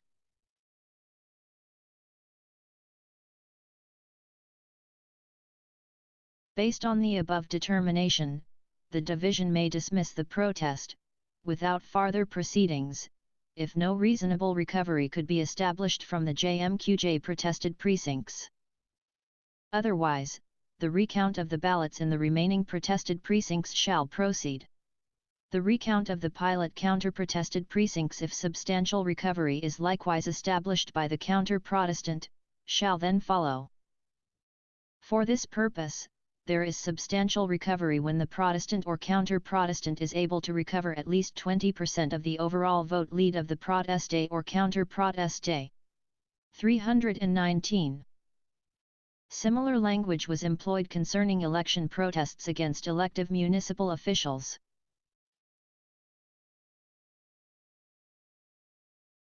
Rule 10 Revision of ballots. Section 10. Post-revision determination of the merit of legitimacy of the protest prior to revision of the counter-protest. Based on the results of this post-revision preliminary determination, the court may dismiss the protest without farther proceedings if the validity of the grounds for the protest is not established by the evidence from the chosen 20% of the protested precincts, or proceed with revision or examination of the ballots, or the verification or retabulation of election returns in the counter-protested precincts. In the latter case, the proteste shall be required to pay the cash deposit within a non-extendable period of 3 days from notice. 320. Finally, as to elective barangay officials. Rule 10 Revision of ballots. Section 9. Post-revision determination of the merit of legitimacy of the protest prior to revision of the counter-protest. Based on the results of such post-revision determination, the court may dismiss the protest without farther proceedings, if and when no reasonable recovery was established from the 20% pinpointed precincts, or proceed with revision of the ballots or the examination, verification, or retabulation of election returns in the counter-protested precincts. 321.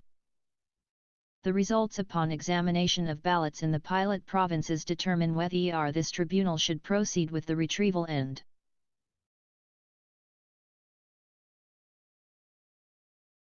revision of the remaining ballots in other precincts.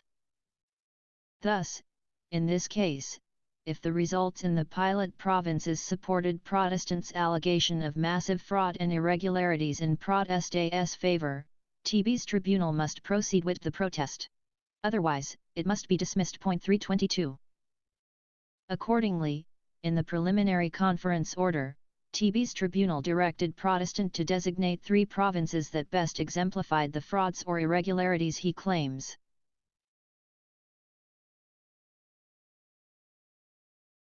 (323) Protestant, in turn, chose Cameron Sur, Iloilo, and Negros Oriental. 324. A Protestant or counter-Protestant freely chooses their pilot provinces and makes TB representation before TB's tribunal that TB's provinces best exemplified TB fraud or irregularities alleged in the protest. Hence, the chosen pilot provinces are expected to cover all the causes of actions on these grounds. To allow a different set of pilot provinces for every cause of action would be to contravene the mandatory ceiling of not more than 3 pilot provinces. 325. Additionally, providing different sets of pilot provinces for every cause of action would amount to a fishing expedition, where TB parties will be emboldened to designate as many provinces or precincts as they can. in TB hope that one of them will prove their allegation of fraud or irregularity. This, we cannot condone. An election protest lodged before TB's tribunal raises factual issues of fraud, anomalies, or irregularities in TB presidential and vice presidential elections. Rule 65 itself refers to the frauds or irregularities 326 alleged in the election protest. The expansive coverage of Rule 65 means that it encompasses all mechanisms. If, indeed, Protestant was convinced of his claims in Llano del Sur, Maguindanao, and Basilan, then he should have indicated those three as his pilot provinces. But he did not, to no fault of this tribunal. The guidelines, incidents, proceedings, and findings in TB revision and appreciation of ballots were laid out in TB October 15, 2019 resolution which this tribunal unanimously passed. The ballots from TB3 pilot provinces Tbat Protestant handpicked to substantiate his allegations Cameron Sur, Iloilo, and Negros Oriental were thoroughly scrutinized.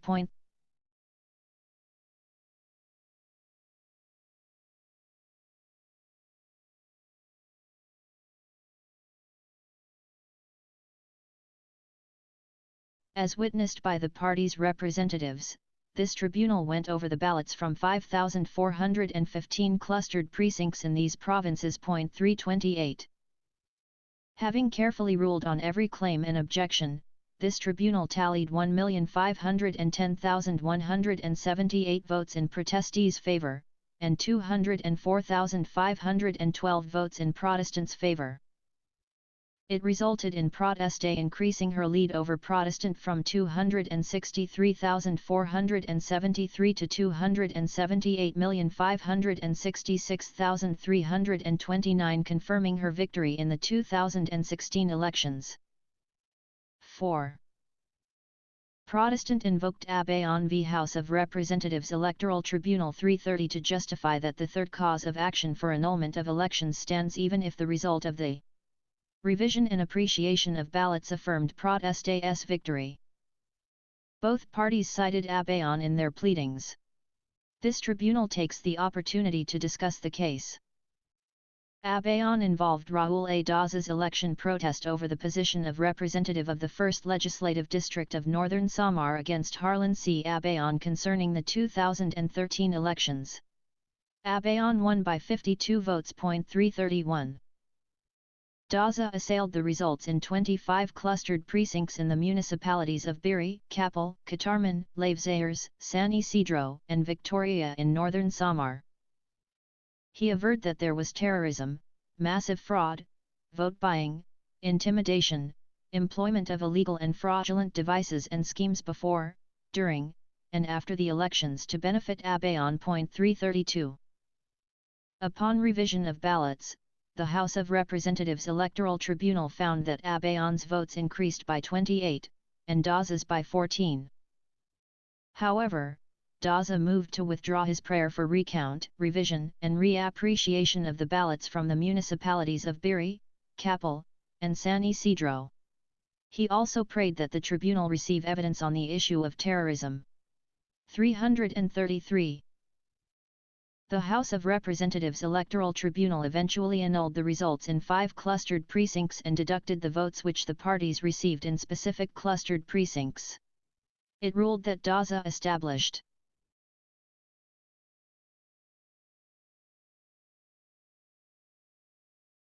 that 50% of the votes cast in these clustered precincts were marred by massive terrorism, and it was impossible to determine the good votes from the bad. 334. Daza's proclamation as the winning candidate was hinged on the following evidence. The HRET highlighted that Daza presented testimonial and documentary evidence showing that, prior to the May 13, 2013 elections, the National Democratic Front Eastern Visayas had already shown its animosity and hostility towards him and his then-incumbent governor's son through the posting on the NDFF website and in conspicuous places statements declaring them as enemies of the people of Northern Samar. Comic magazines vilifying them were distributed. Pulongs were held in the concerned barangays where the NDFF exhorted the resident attendees to vote against him and in favor of Abayon. Threatening to come back if the result were otherwise, his supporters and or fellow Liberal Party candidates were prohibited from campaigning for him, and also from mounting tarpaulins posters and distributing sample ballots. Abayon had meetings with NDFF officials, during which times, he gave them money and guns, and NFEV armed partisans were deployed around the school premises in the concerned precincts on election day.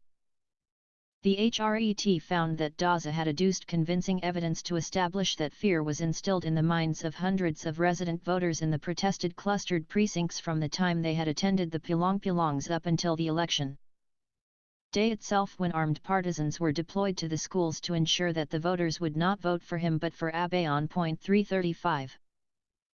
Sitting as a member of the House of Representatives Electoral Tribunal, then Associate Justice Peralta dissented.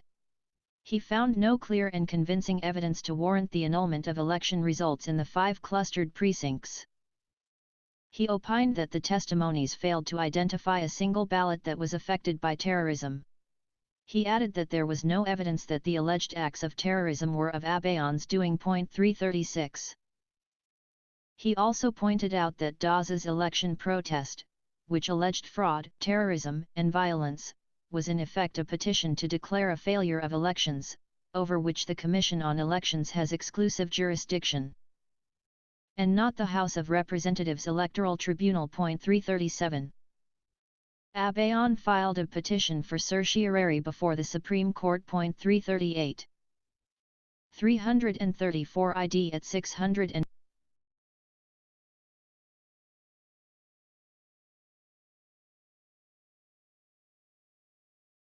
the court held that the House of Representatives Electoral Tribunal has jurisdiction to annul the results.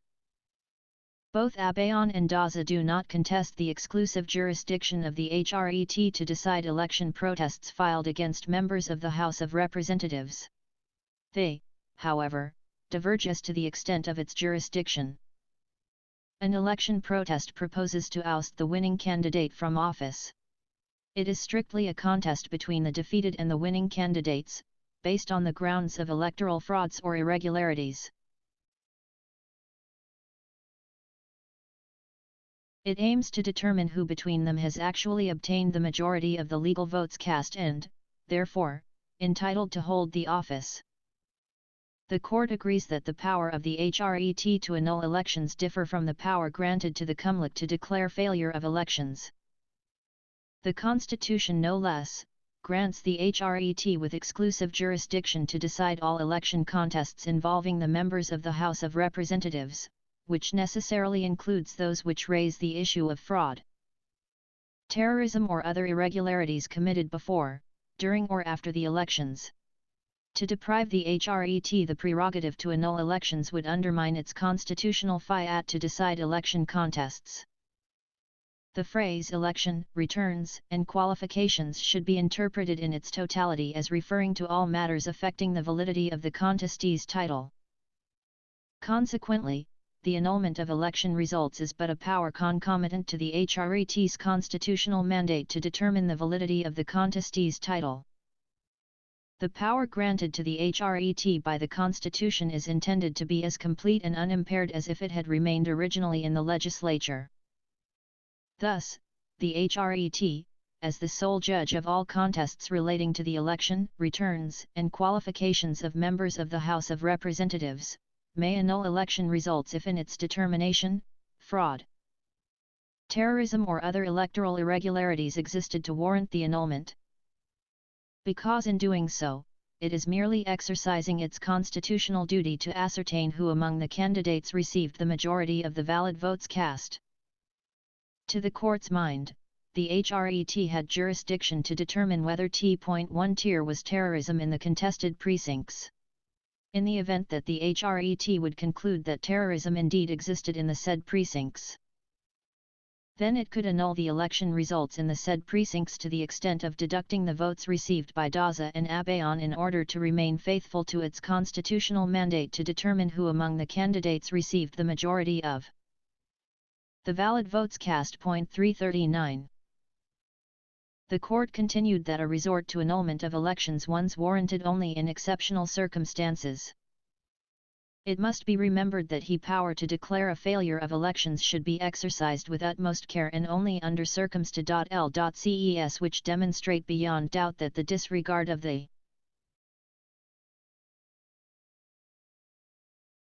law had been so fundamental or so persistent and continuous that it is impossible to distinguish what votes are lawful and what are unlawful, or to arrive at any certain result whatsoever. Or that the great body of the voters have been prevented by violence, intimidation, and threats from exercising their franchise.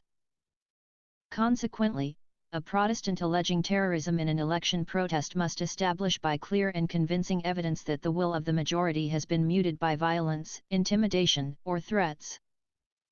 The court adopted Chief Justice Peralta's dissent, extensively quoting portions of it, and ruled that Daza failed to present clear and compelling evidence to annul the election results. The court held that the evidence presented was utterly weak, unclear, and unconvincing. 340 It also adopted Chief Justice Peralta's opinion, which underscored the need to prove that the proteste was responsible for the alleged terrorism and violence. It is worthy to note that no evidence was presented which will directly point to proteste as the one responsible for the incidents which allegedly happened before and during the elections.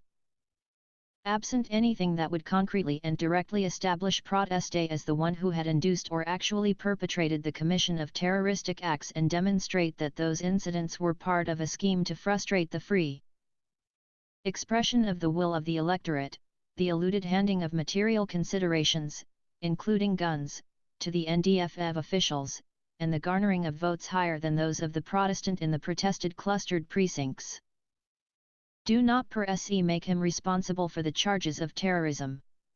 341. Abaon was reinstated as the duly elected representative of the 1st Legislative District of Northern Samar. 342. In Abaon, the court never truly hinged on the possibility of entertaining a separate cause of action of annulment of elections after determining the results of revision of ballots. The prayer for revision and reappreciation of votes was withdrawn, and the protest was anchored on the allegations of terrorism. Moreover, the case was decided on the extent of the House of Representatives Electoral Tribunal's jurisdiction on election protests. Abaon set no binding precedent on whether a separate cause of action may be entertained after revision and appreciation of ballots in pilot provinces. Thus, in this protest, Protestant is incorrect to invoke Abaon that his third cause of action survives despite an unfavorable resolution of his second cause of action.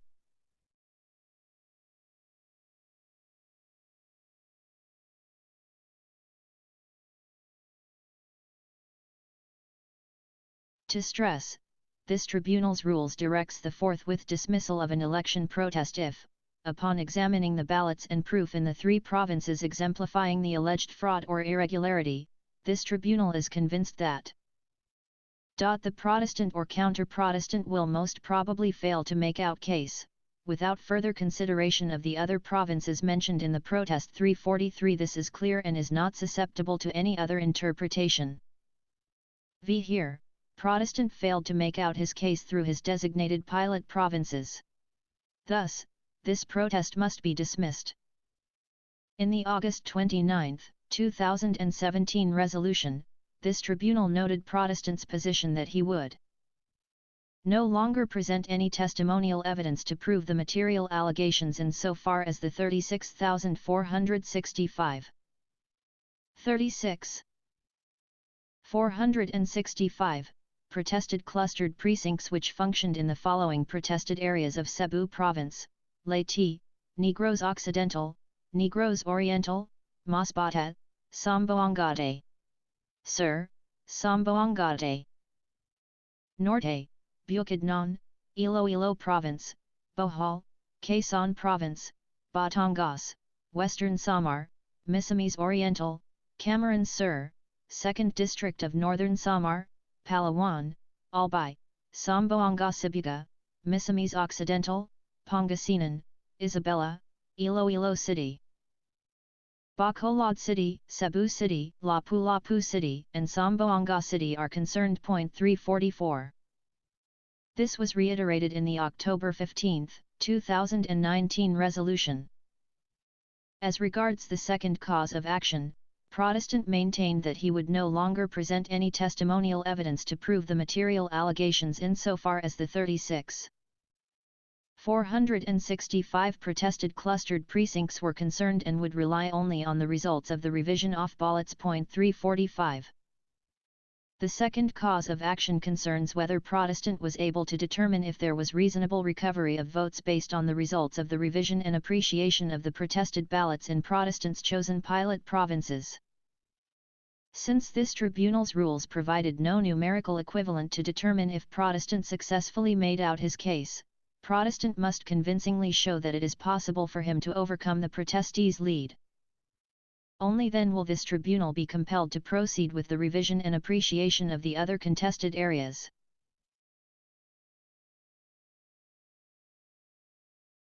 This tribunal analyzed the resulting votes in the pilot provinces for Protestant and Proteste after the revision and appreciation. The ballots lacking decrypted images were deducted from the total number of votes cast in the pilot provinces because these ballots were not included in the revision. In the October 15, 2019 resolution, this tribunal summarized the number of revised ballots as follows.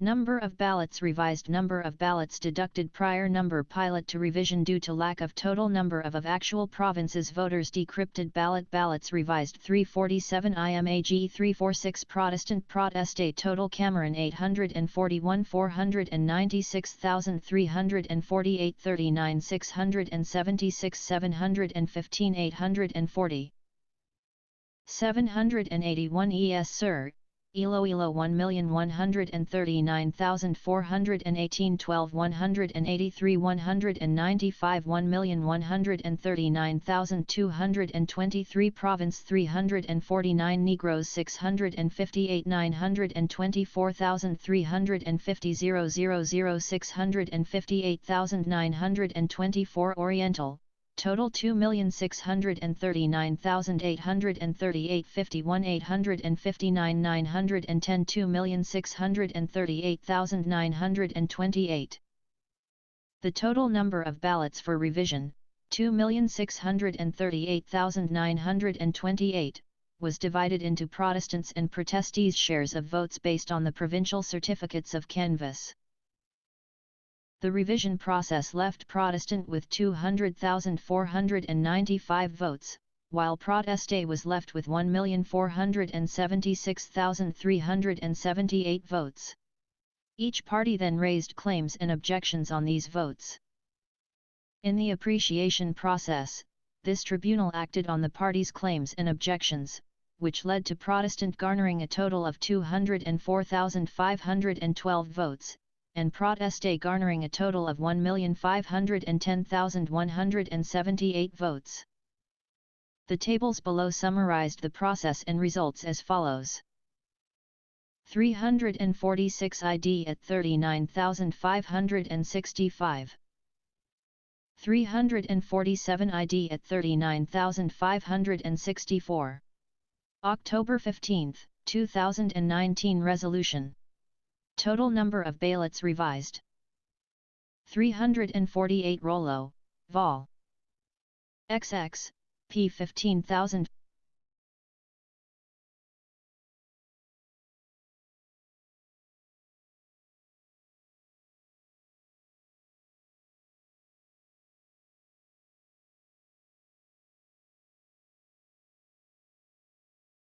Number of votes for Protestant after revision and appreciation. Number of votes, total number ballots, number of received by deducted prior number votes after votes added of votes for Protestant of votes sustained Protestant based on to revision due ballots to be after objections. Deducting to Protestant after revision to lack of revised for sustained after provincial revision 355 and certificate decrypted Protestant 353 354 objections appreciation ballot 356 357 of 358 canvass 351 IMAG 352 41, 219 359 39 41180 40 794 840.786 734 41,520 94, 41 I12 94,399 93,245 34 93,211 2,127 95,338 66,506 0 66,506 66,456 56 66,400 1,254 67,654 202,136 51 202,085 200,495 98 200,397 4,115 204,512 Number of votes for protest day after revision and appreciation.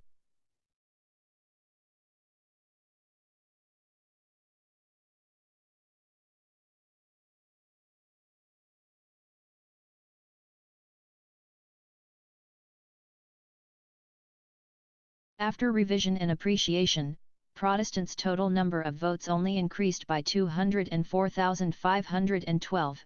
While protestees' total number of votes increased by 1,510,178. By this alone, Protestant failed to show reasonable recovery of votes in his designated pilot provinces, which supposedly best exemplified his allegations of fraud and irregularities. It fails to convince this tribunal that Protestant can overcome protestees' lead. It can be fairly deduced that even if we break down these ballots by clustered precincts or by the established precincts that comprise a clustered precinct, none will demonstrate the fraud and irregularities Protestant claims to have happened in the pilot provinces. Considering that Protestant failed to make out his case, per this tribunal's rules, this protest must be forthwith dismissed without further consideration of the other provinces mentioned in the protest 368. Justice Mario V. Lopez concurs 369 with the ponencia's finding that Protestant failed to make out his case or show reasonable recovery of votes for his second cause of action. He observes that, indeed, the Protestant failed to show that he will probably overcome the overall lead of the proteste in his second cause of action. 370 As such, he agrees that there is no more need to revise the ballots in Protestants' remaining protested clustered precincts. 371 Nonetheless, he proposes a formula to determine reasonable recovery. Justice Lopez proposes that this tribunal should determine reasonable recovery based on the proportion of the protested clustered precincts in the pilot provinces and the total number of protested clustered precincts. 372 He continues that if the protested pilot provinces comprise 20% of the total number of protested clustered precincts, then the determination of the reasonable recovery must use 20% as a basis for reasonable recovery. 373 Using his proposed formula, Justice Lopez also concluded that Protestant failed to show reasonable recovery, as protestees' lead increased by 15,093 votes 374 after the revision of the pilot provinces. 6a Word on failure of elections and annulment of election results. 3.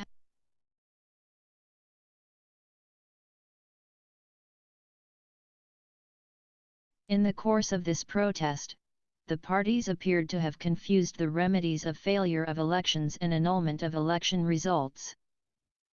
In Abayon 375, where petitioner Abayon had argued that an annulment of election results is similar to a declaration of failure of elections 376, the court clarified the difference.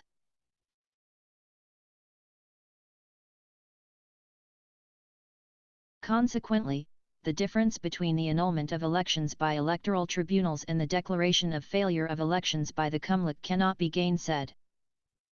First, the former is an incident of the judicial function of electoral tribunals while the latter is in the exercise of the cumlic's administrative function.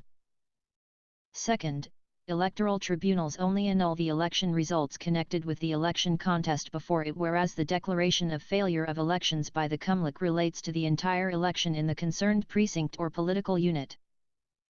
As such, in annulling elections, the HRET does so only to determine who among the candidates garnered a majority of the legal votes cast. The cumlic, on the other hand, declares a failure of elections with the objective of holding or continuing the elections, which were not held or were suspended, or if there was one, resulted in a failure to elect. When cumlic declares a failure of elections, special elections will have to be conducted. 377. Thus, the power to annul election results rests within the electoral tribunals. This power is an incident of the judicial function of electoral tribunals. 378 and an indispensable consequence of the constitutional mandate 379 of electoral tribunals to decide all election contests within their jurisdiction. Abeon continued that two indispensable requisites must concur to annul an election. The illegality of the ballots must affect more than 50% of the votes cast on the specific precinct or precincts sought to be annulled, or in case of the entire municipality, more than 50% of its total precincts and the votes cast therein, and it is impossible to distinguish with reasonable certainty between the lawful and unlawful ballots. 300. Abeon also extensively discussed how no evidence was presented which will directly point to Protest A as the one responsible for the incidents which allegedly happened before and during the elections. 381. On the other hand, it is the Commission on Elections that can declare a failure of elections, a power that it had been vested with as early as the passage of the 1971 Election Code. Republic Act No. 6388, or the 1971 Election Code, provided the following grounds to proclaim a failure of elections: force majeure, violence, terrorism, or fraud. It likewise provided the specific instances when a failure of elections shall be declared. The only power that the Supreme Court has is to confirm the date fixed by the Commission on Elections to hold a special election. Section 11. Failure of election. If on account of force majeure, violence, terrorism, or fraud, the election in any precinct or precincts has not been held on the date herein fixed or has been suspended before the hour fixed by law for the closing of the voting, and such failure or suspension of election in any precinct or precincts would alter the result of the election for any office to be voted in said election, the Commission may, on the basis of a verified petition and after due notice and hearing, call for the holding or continuation of the election on a date reasonably close to the date of the election not held or suspended, provided, however, that the holding or continuation of the election on the date fixed by the Commission shall not be effective unless confirmed by the Supreme Court. For this purpose the Commission shall immediately certify to the Supreme Court its resolution for review, transmitting with it the pertinent records of the proceedings. When the 1978 election CODE 382 was decreed into law, it expanded the grounds to proclaim the postponement of elections, including loss or destruction of election paraphernalia or records, and other analogous cause of such a nature that the holding of a free, orderly, and honest election should become impossible. 381 ID. Section 6. Postponement of election. When for any serious cause such as violence, terrorism, loss or destruction of election paraphernalia or records, force majeure, and other analogous cause of such a nature that the holding of a free, orderly and honest election should become impossible in any voting center or political subdivision, the Commission on Elections, which hereinafter shall be referred to as the Commission, upon a verified petition and after due notice and hearing, shall postpone the election therein for such time as it may deem necessary.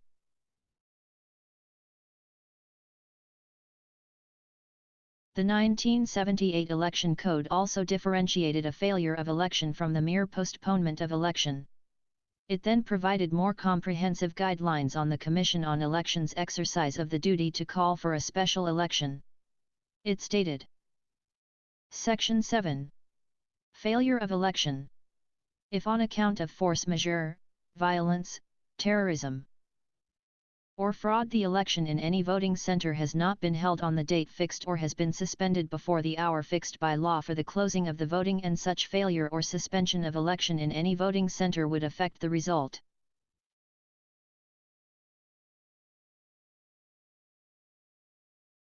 of the election, the Commission may, on the basis of a verified petition and after due notice and hearing, call for the holding or continuation of the election on a date reasonably close to the date of the election not held or suspended.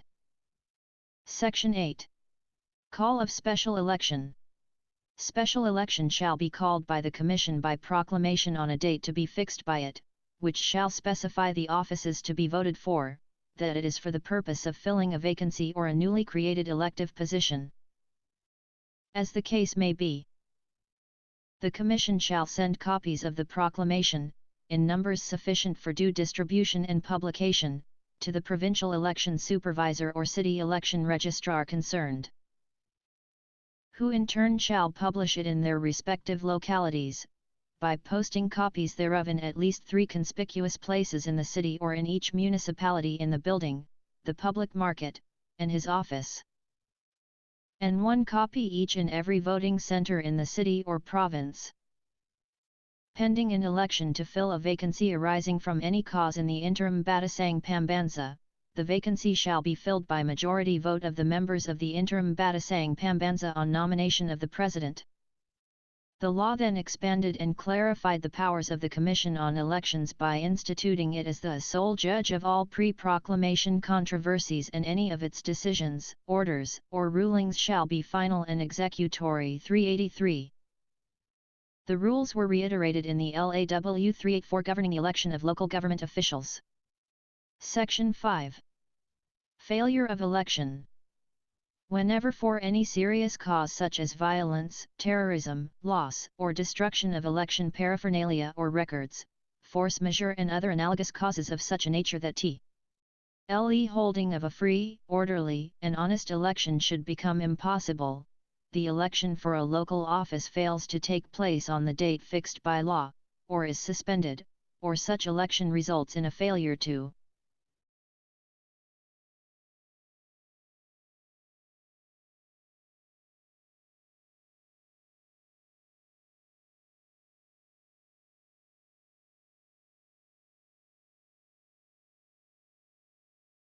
elect, the Commission on Elections shall, on the basis of a verified petition and after due notice and hearing, call for the holding or continuation of the election as soon as practicable. Thereafter, the rules were also applied to the election of barangay officials in the Barangay Election Act of 1982:385. Section 16. Postponement or failure of election.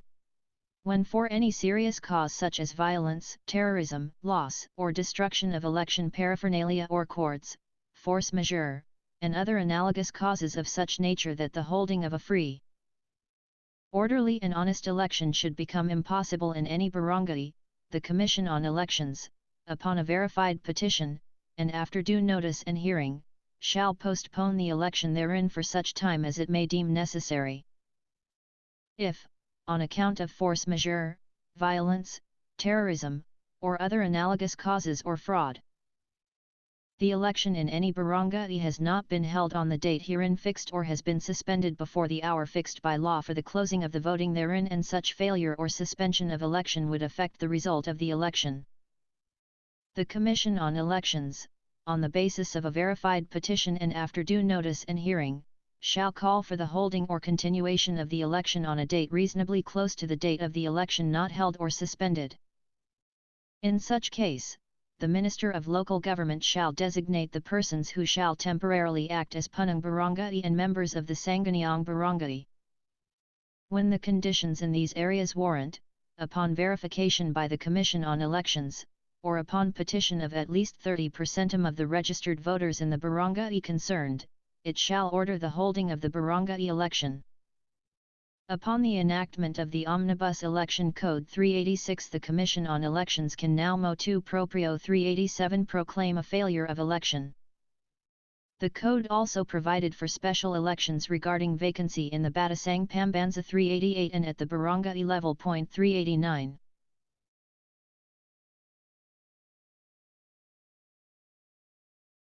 (387) Election Code, SEC 6 states. Section 6. Failure of election. If, on account of force majeure, violence, terrorism, fraud, or other analogous causes the election in any polling place has not been held on the date fixed, or had been suspended before the hour fixed by law for the closing of the voting, or after the voting and during the preparation and the transmission of the election returns or in the custody or canvass thereof, such election results in a failure to elect. And in any of such cases the failure or suspension of election would affect the result of the election, the Commission shall, on the basis of a verified petition by any interested party and after due notice and hearing, call for the holding or continuation of the election not held, suspended, or which resulted in a failure to elect on a date reasonably close to the date cf. the election not held, suspended, or which resulted in a failure to elect but not later than 30 days after the cessation of the cause of such postponement or suspension of the election or failure to elect. In the 1988 Rules of Procedure of the Commission on Elections, Rule 26 laid down the process for proclaiming the postponement or failure of election. In addition to repeating the guidelines set forth in the preceding laws, it provided Rule 26 Postponement or suspension of elections. Section 3. Motu proprio postponement. When the Commission acts motu proprio, notices of hearing must be sent to all interested parties by the fastest means available. Section 4. When based upon a verified petition, unless a shorter period is deemed necessary by circumstances, within 24 hours from the filing of the petition, the clerk of court concerned shall forthwith serve notices to all interested parties, indicating therein the date of hearing, through the fastest means available. Section 5. Time to file opposition. Unless a shorter period is deemed necessary by the circumstances, within 2 days from receipt of the notice of hearing, any interested party may file an opposition with the Law Department of the Commission. Section 6. Summary proceeding. The hearing of the case shall be summary in nature. Section 7. Delegation of reception of evidence. The Commission may designate any of its officials who are members of the Philippine Bar to hear the case and to receive evidence. Section 8. Determination of cessation of cause. The determination of the cessation of the cause of the postponement or suspension of election or failure of election falls within the exclusive prerogative of the Commission. Moreover, Republic Act No. 7,056,390 and Republic Act No. 7,166,391 both provided that he postponement, declaration of failure of election, and the calling of special elections as provided in Sections 5, 6, and 7 of the Omnibus Election Code, Batas Pambansa BLG 881, shall be decided only by the Commission on Elections sitting en banc by a majority vote of its members 392. Republic Act No. 7056 added that the causes for the declaration of a failure of election may occur before or after the casting of votes or the day of.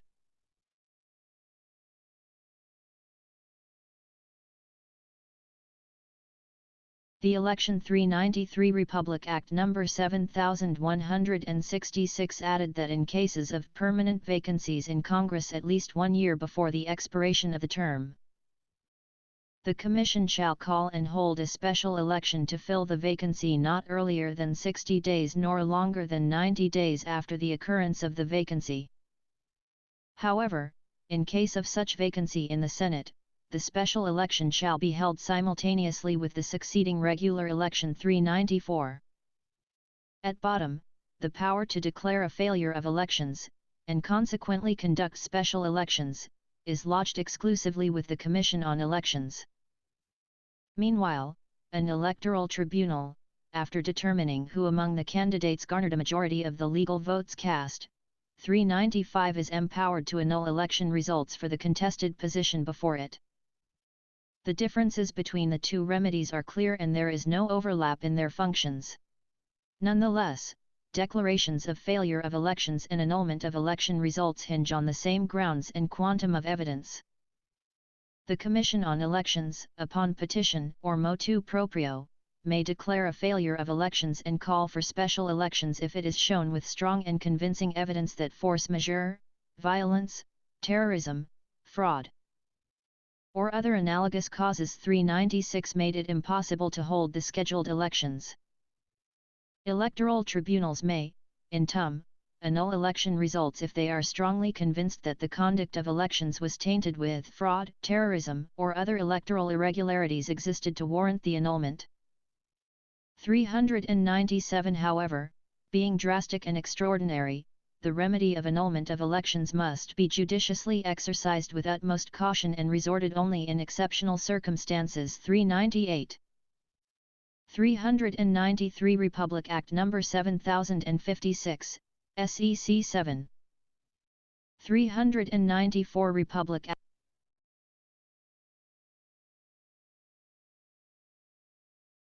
On September 29, 2020, this tribunal directed the Commission on Elections to submit a report on whether petitions for failure of elections were filed in Lana Ode. Sir Megan Danao and Basilan in connection with the 2016 national and local elections. 399. Accordingly, the Commission on Elections reported that there were indeed petitions filed for Lana Ode. Sir and Megan Danao, but none M. Basilan. The Commission reported, as follows. Province Case No. Case Title Nature of the Case Resolution. Lana Odell Sir.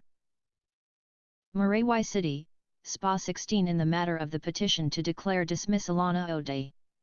Sir LLL petition to declare failure of elections don the failure of elections merits. In Maraywai City Marantao, Lana O SPA 16 in the matter of declaration of dismissal. Sir 130 declaring failure of don the elections in elections, hold merits. Barangay Spakang, special elections, Donalan Gud, Orto Matampe, Puna annul/exclude Marantao, Keeldan, election returns Lubo I and 2, Lumbak Keeldan, Mantipali, Pantayamas, Tuka Keeldan and Punad proper of the municipality of Marantao, Lana Ode. Sir and to hold special elections or to annul/exclude election returns therein Samson U Adiang. Marantao, Lana O SPA 16 Alamodangura in the matter of the dismissal.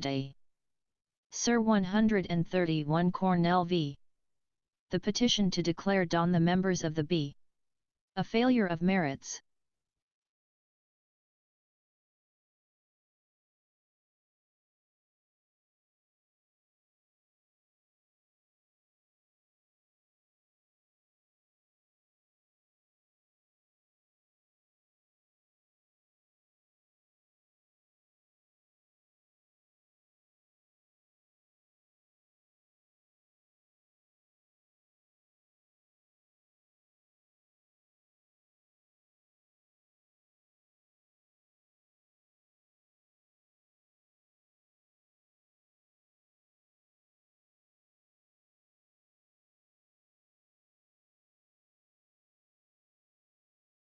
All the cases in the Commission on Elections report, except for one, were dismissed on the merits. The Commission on Elections made findings of fact which led it to conclude that there was no failure of elections or any ground to annul the election results. This tribunal respects the Commission on Elections rulings, which have attained finality.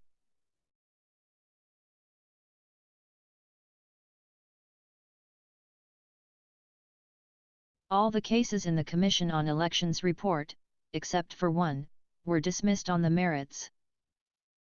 The Commission on Elections made findings of fact which led it to conclude that there was no failure of elections or any ground to annul the election results. This tribunal respects the Commission on Elections rulings, which have attained finality. 7.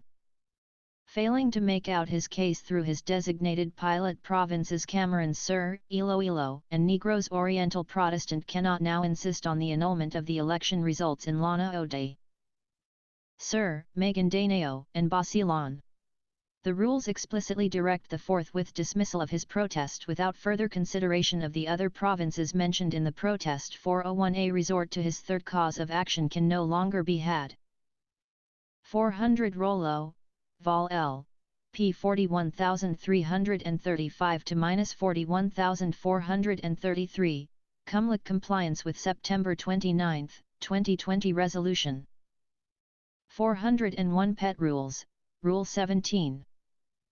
In any case, for a full disposition of this protest, this tribunal extensively scrutinized Protestant's allegations and assessed the evidence he presented.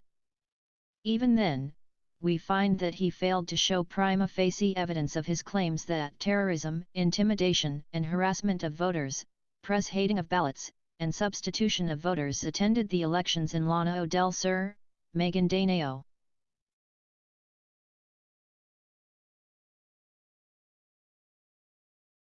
And Basilan. 402.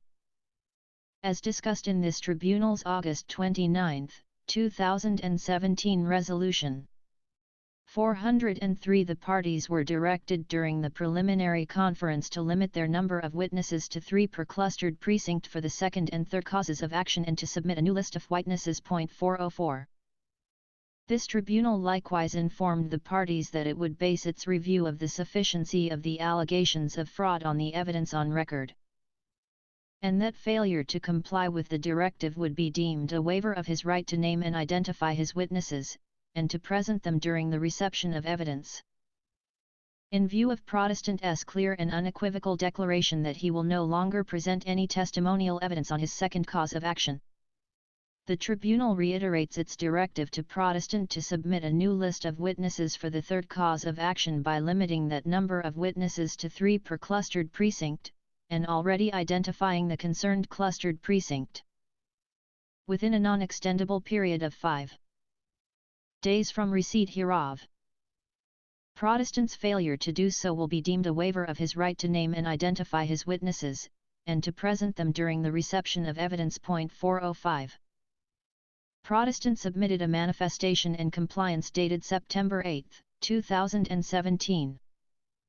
406 This was another accommodation, considering that this tribunal had previously dismissed protests on insufficient allegations alone.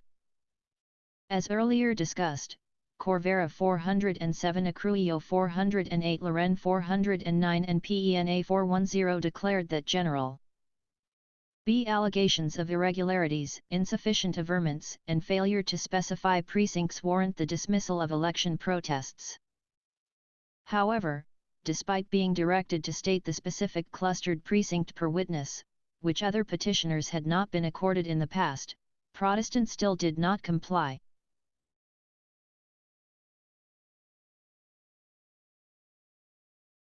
Thus, in the September 19, 2017 Resolution 411 this tribunal again ordered him to strictly comply with the August 29, 2017 resolution directing him to identify his witnesses, this time with the concerned clustered precincts. Protestant accordingly submitted another manifestation in compliance dated October 9, 2017, 412 in which he yet again failed to satisfy the required information. A review of Protestant's manifestation in compliance dated October 9, 2017 yielded the following lapses: lack of clustered precinct numbers. 413 erroneous use of the established precinct number instead of the clustered precinct number as required in the preliminary conference order. 414 precinct numbers that do not exist based on the project of precincts for the 20I6 elections. 415. Lack of witnesses for several clustered precincts. 416 and repetition of the names of some witnesses. Protestant has already waived his right to present witnesses. This tribunal's rulings must not be arbitrarily vacated.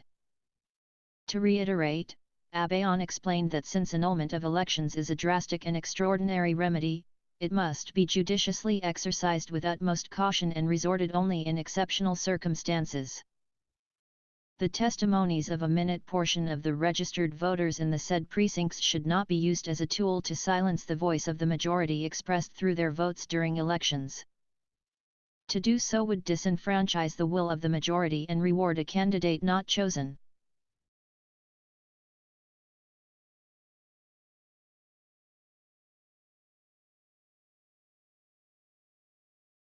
By the people to be their representative.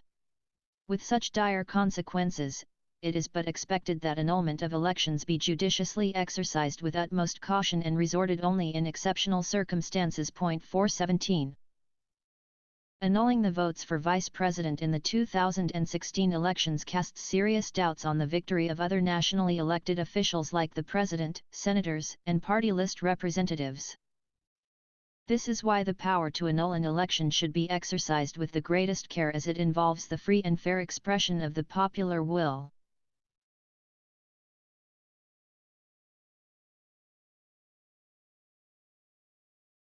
It is only in extreme cases of fraud and under circumstances which demonstrate to the fullest degree a fundamental and wanton disregard of the law that elections are annulled, and then only when it becomes impossible to take any other step. 418. If this tribunal were to give due course to Protestant's third cause of action, a formulation of ad hoc rules would be necessary. As pointed out by Justice Samuel H. Gerlin, who concurs that this protest must be dismissed for Protestants' failure to prove reasonable recovery in the pilot provinces. 419. Pushing through with Protestants' third cause of action is properly and optimally addressable through an exercise of this tribunal's rule-making power. 420. This would, however, raise due process concerns, because the revision of ballots and reception of evidence have been completed, and results have been released. More important, these were conducted precisely to determine if this tribunal should proceed with the other contested provinces. 421. Changing the rules this late in the game to grant Protestants' third cause of action would not be a good precedent, as it would tailor the protest in favor of one party. Besides, there is also protestees pending counter-protest that would be affected by a change in the rules.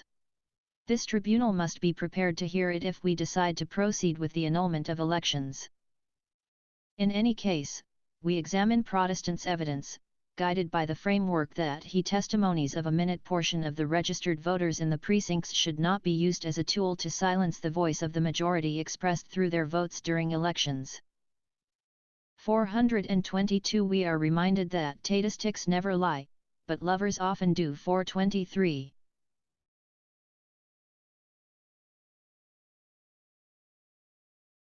We are reminded that statistics never lie, but lovers often do. 423.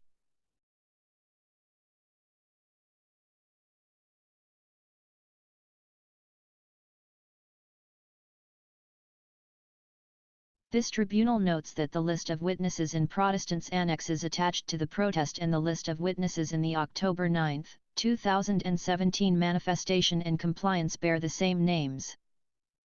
Thus, we reviewed the affidavits of these witnesses for the provinces of Llano del Sur, Maguindanao, and Basilan. Llano del Sur. The affidavits of Amara A. Miranda 424, Elia L. Abdulkarim 425, Nabila Soab 426, Rohani A. Amanadan 427, and Numan A.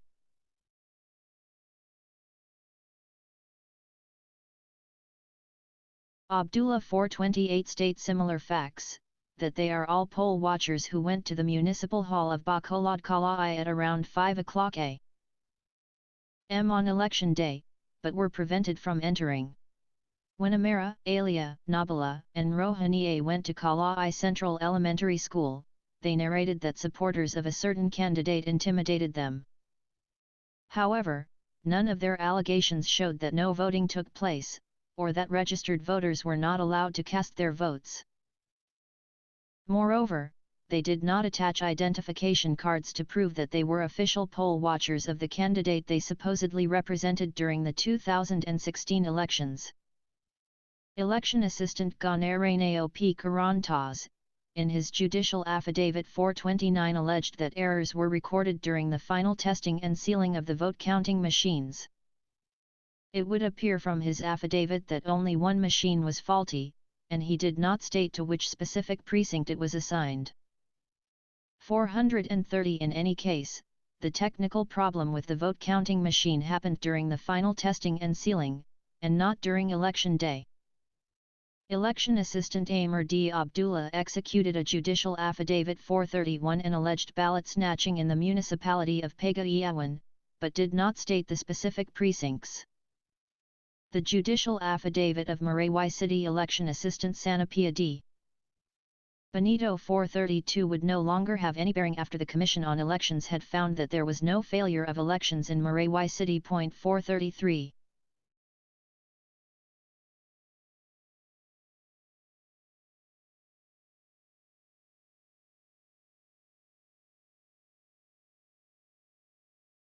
Abdul Nader Mbalt, a support staff member under the Office of the Election Officer of Lembaka Hunayan, did not state in his judicial affidavit 434 the specific precincts where the alleged irregularities took place. Megan Danao Affiant Normina Ltaha 435 alleged that she was a team leader of the Kilazang Bagong Lipunan in charge over the whole of Datu Saudi Ampachuan in Megan Danao 436 and that during election day, she was assigned to supervise the personnel of the KBL in the conduct of elections in Datu Pendalilang Piang Elementary School. 437 She alleged that several men of the then incumbent mayor had intimidated her, yet her allegation does not show that voting did not take place, or that there was a substantial number of disenfranchised voters, or that proteste had anything to do with this. 438. Basir Dutto 439, a candidate for vice-mayoralty of Datu Saudi Ampachuan during the 2016 elections. 440 also executed an affidavit 441 alleging irregularities. A portion of his affidavit states: 2 On May 9, 2016, election day, around 9 am at Barangay Cabinj, while I was doing my rounds to observe the conduct of elections, I was alarmed by the presence of armed men within 50 meters from the voting center. I noticed that it was the group of MILF 118 Base Command Wahid Tundok with Nashro Dimokam and Patrick Dimokam, brother and nephew of incumbent Mayor Dimokam. The Tundok group numbered 100 men and I immediately noticed that about 6 of them were brandishing their pistols in full view of the armed forces of the Philippines. Soldiers and the public. 442. Utto went on to narrate that after RECE1 VMG Taha's report, he proceeded to Datu Pendalilang Piang Elementary School where he also saw the incumbent mayor's armed men, whom the military and police also present in the area seemed to have tolerated. 443.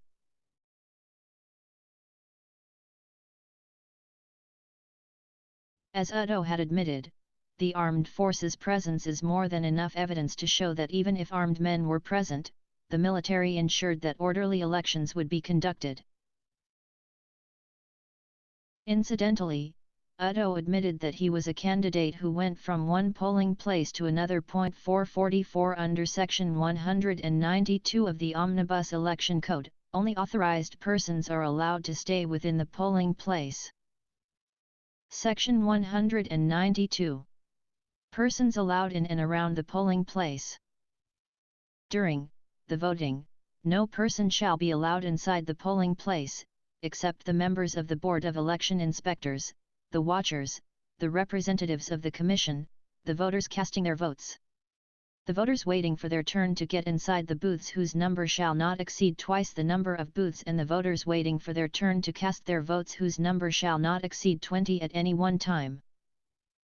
The watchers shall stay only in the space reserved for them, it being illegal for them to enter places reserved for the voters or for the Board of Election Inspectors or to mingle and talk with the voters within the polling place. It shall be unlawful for any officer or member of the armed forces of the Philippines, including the Philippine Constabulary or the Integrated National Police or peace officer, or any armed person belonging to any extralegal police agency, special forces, reaction forces, strike forces, home defense units, barangay tano, or other similar forces or paramilitary forces, including special forces, security guards, special policemen, and all other kinds of armed or unarmed extralegal police officers, to enter any polling place, unless it is his polling place where he will vote, but in such case he should immediately leave the polling place.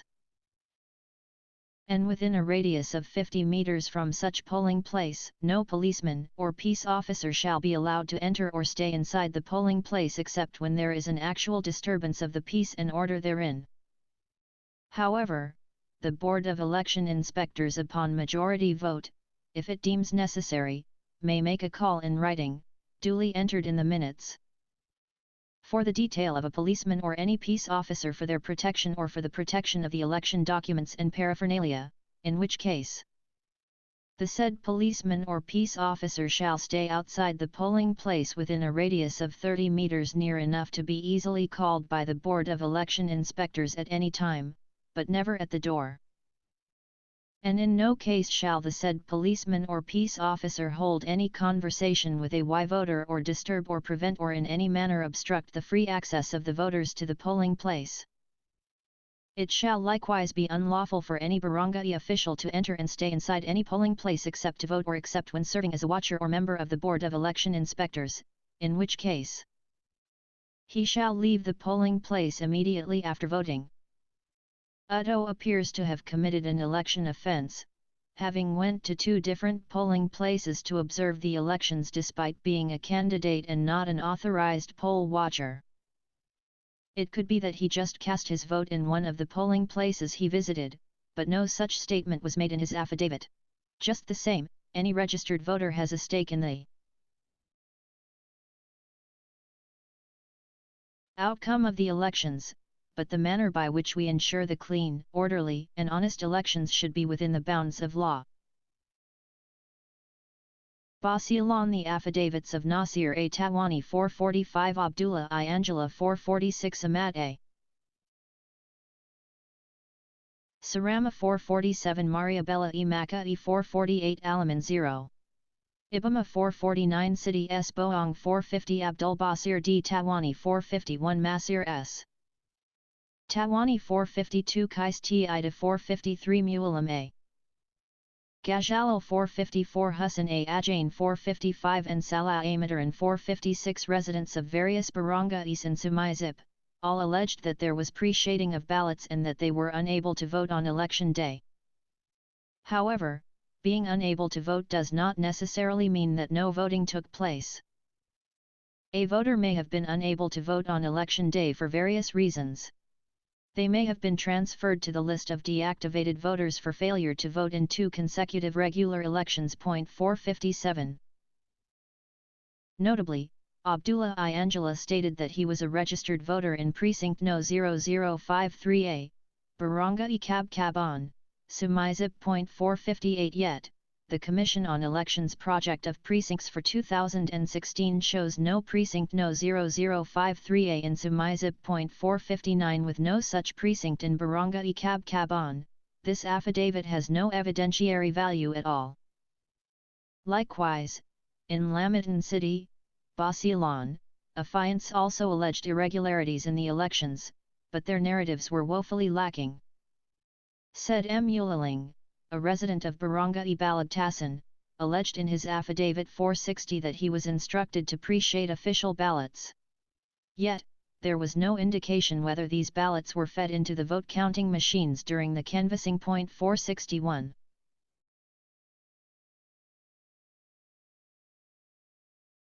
Said M. Ulaling, a resident of Barangay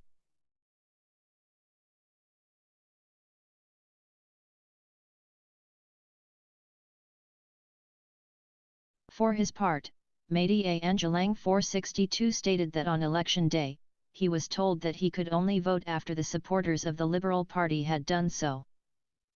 463 He was brought home by his companions after a sudden altercation with a civilian security escort who had threatened to shoot him, and was thus unable to cast his vote. 464. If Angelang was unable to cast his vote, it appears that it was of his own doing. He did not claim that he was prevented from casting his vote, but was simply told to wait. Yet, he chose to go home and, it would seem, never returned to the polling place.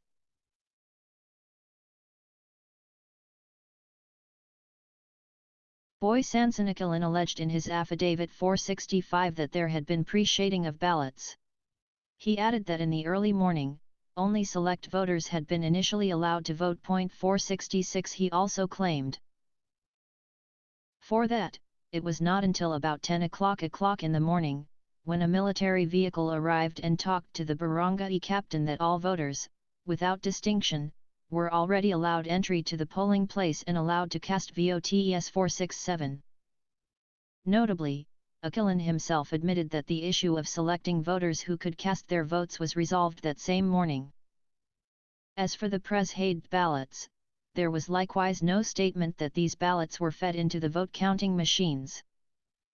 Additionally, in Isabela City, Basilan, Gary A. Salaputan alleged ballot snatching and feeding in particular areas, yet he did not explain how he had personal knowledge of these allegations. Ballot snatching and feeding. 5. Contrary to the directive of the Cumlic Central Office, the ballots for the clustered precincts in the municipalities of Akbar, Tuburan, Albarca, Sumaisip, Tabuan Lhasa, and in some barangays of the municipalities of Muhammad Ajal and Lantawan, all in the province of Basilan, were not delivered to such clustered precincts but were instead placed in the respective municipal halls. As a result, local candidates belonging to the Liberal Party, together with their armed men, took around 90% of these ballots from their respective treasurers of said municipalities and brought said ballots to the households of their supporters and/or relatives to be filled up.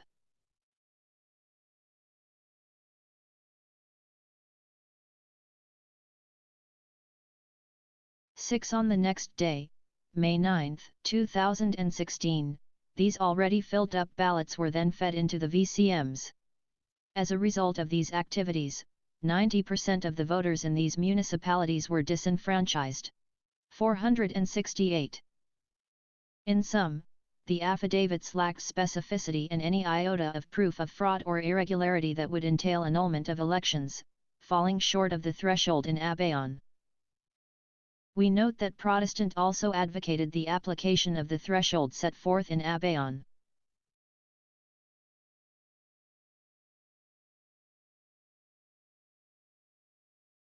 As to whether the threshold will apply per province to all three provinces, it can be inferred from the ruling in the case of Abayon v.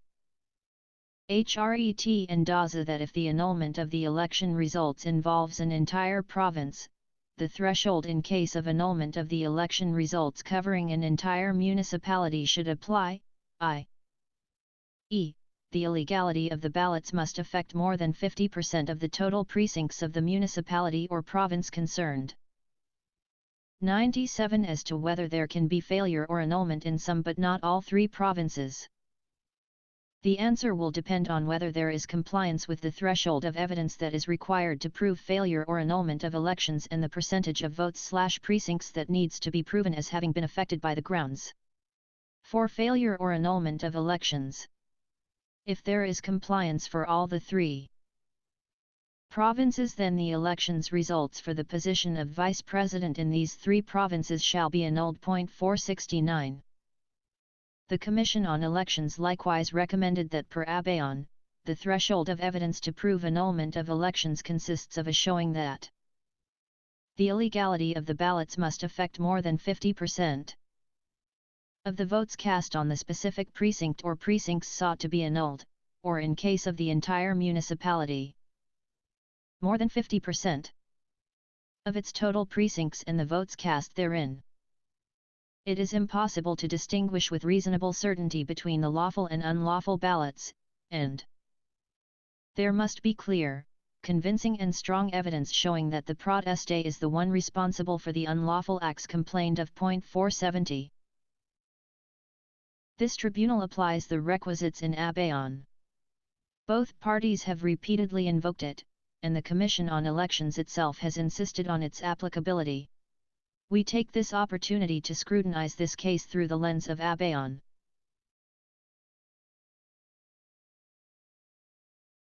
The first requisite, that the unlawful ballots must have affected more than 50% of the votes cast on the specific precincts sought to be annulled, was not met. The affidavits reviewed pertain to a measly few municipalities in Lanao del Sur, Maguindanao, and Basilan. Lanao del Sur has a total of 39 municipalities and 1 city, yet Protestant submitted affidavits referring to only 3 localities: the municipality of Bacolod Kalai 471, the municipality of Flambaka Unayan 472, and Maraywai City. 473. Interestingly, the Commission on Elections found that there was no failure of elections in Maraywai City and in the municipality of Marantao during the 2016 elections. On August 16, 2016, the Commission on Elections dismissed 474, a petition to declare a failure of elections in Maraywai City, docketed as SPA 16-111. It had ruled on the merits, considering the prior investigation 475 that revealed the reported violence on election day, resulting in voters belatedly casting their votes. 476. In dismissing this petition, the Commission on Elections explained: before the Cumlic can declare a failure of election, 2 conditions must concur, namely no voting took place in the precinct or precincts on the date fixed by law, or even if there was voting, the election resulted in a failure to elect, and the votes not cast would have affected the result of the election. The cause of such failure of election could only be any of the following: force majeure, violence, terrorism, fraud, or other analogous causes. The phrase resulted in failure to elect, in turn, must be understood in its literal sense, which is nobody was elected. A careful review of the circumstances surrounding the subject elections in Maraywai City would disprove any claim of failure of elections therein. The mere fact that the winning candidates in Maraywai City have been proclaimed belies the argument that no voting took place in the precincts on the date fixed by law, or that the election resulted in the failure to elect. In fact, Pies del Appeal failed to appear during the scheduled hearing to present evidence that there was indeed failure of election in Maraywai City. There is nothing in the records that will show that elections were not conducted in the designated polling places.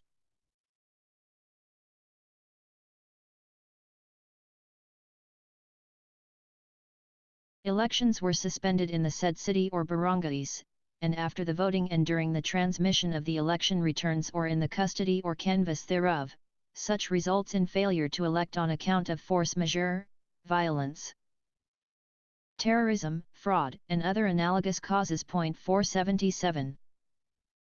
The August 16, 2016 resolution turned final on February 15, 2017. 478. The Commission on Elections ruling that there was no failure of elections in Maraywai City is thus binding on this protest, based on residential judicata by conclusiveness of judgment.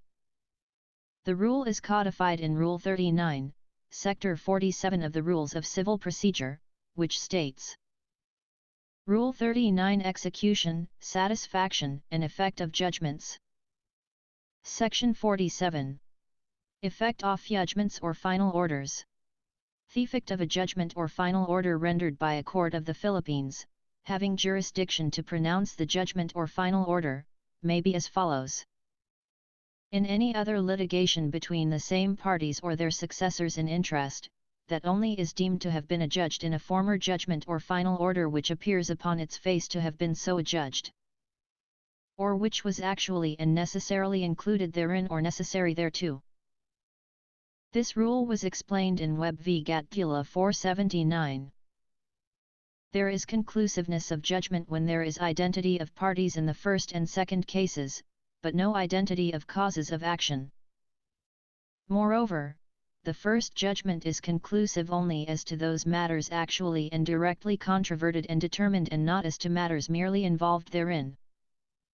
Thus, when a court of competent jurisdiction judicially tried and settled a right or fact, or an opportunity for a trial has been given, the court's judgment should be conclusive upon the parties.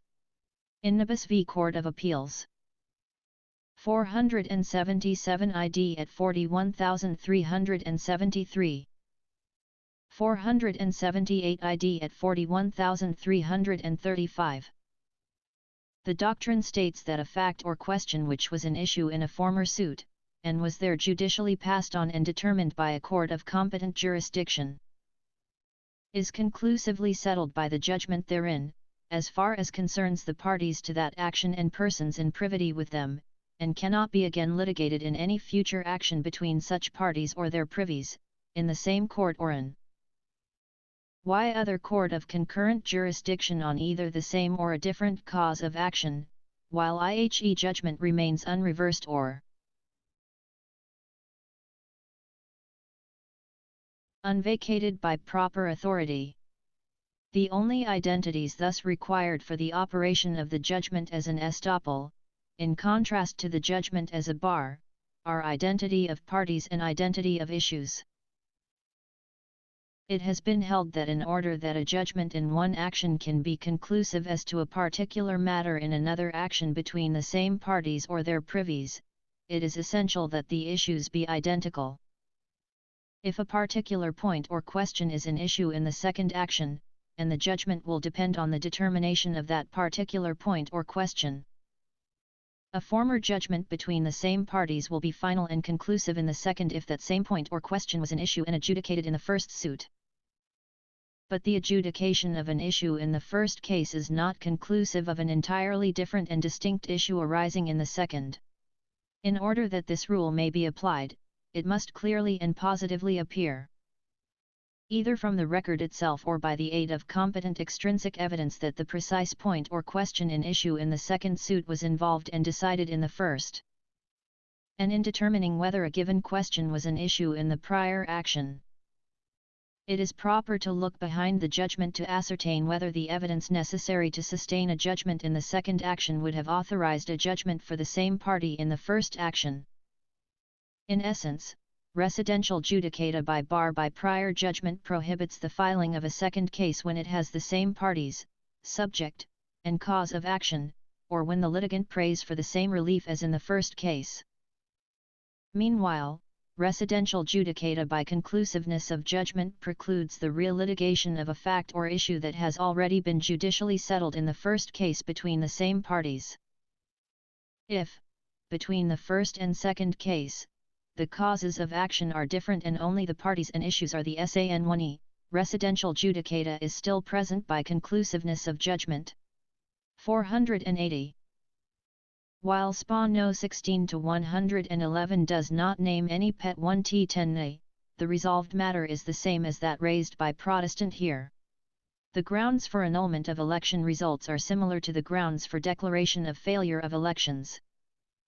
The Commission on Elections found no failure of elections in Marawi City because the elections were held, a majority of the voters cast their votes, and winning candidates were proclaimed.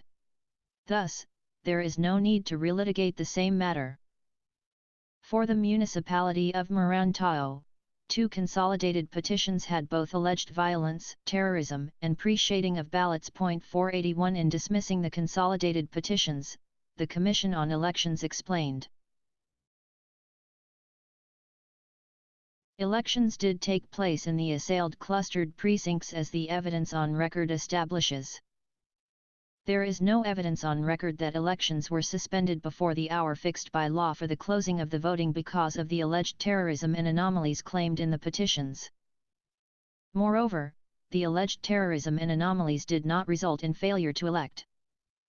While there is evidence on record showing that there was a shooting incident at the municipal gym of Marantau, which resulted in the deaths of 2 of petitioner Daang's watchers, the same cannot be considered as sufficient basis to declare failure of elections because evidence shows that the violent encounter did not fully disrupt or adversely affect the voting in the questioned polling centers. 482.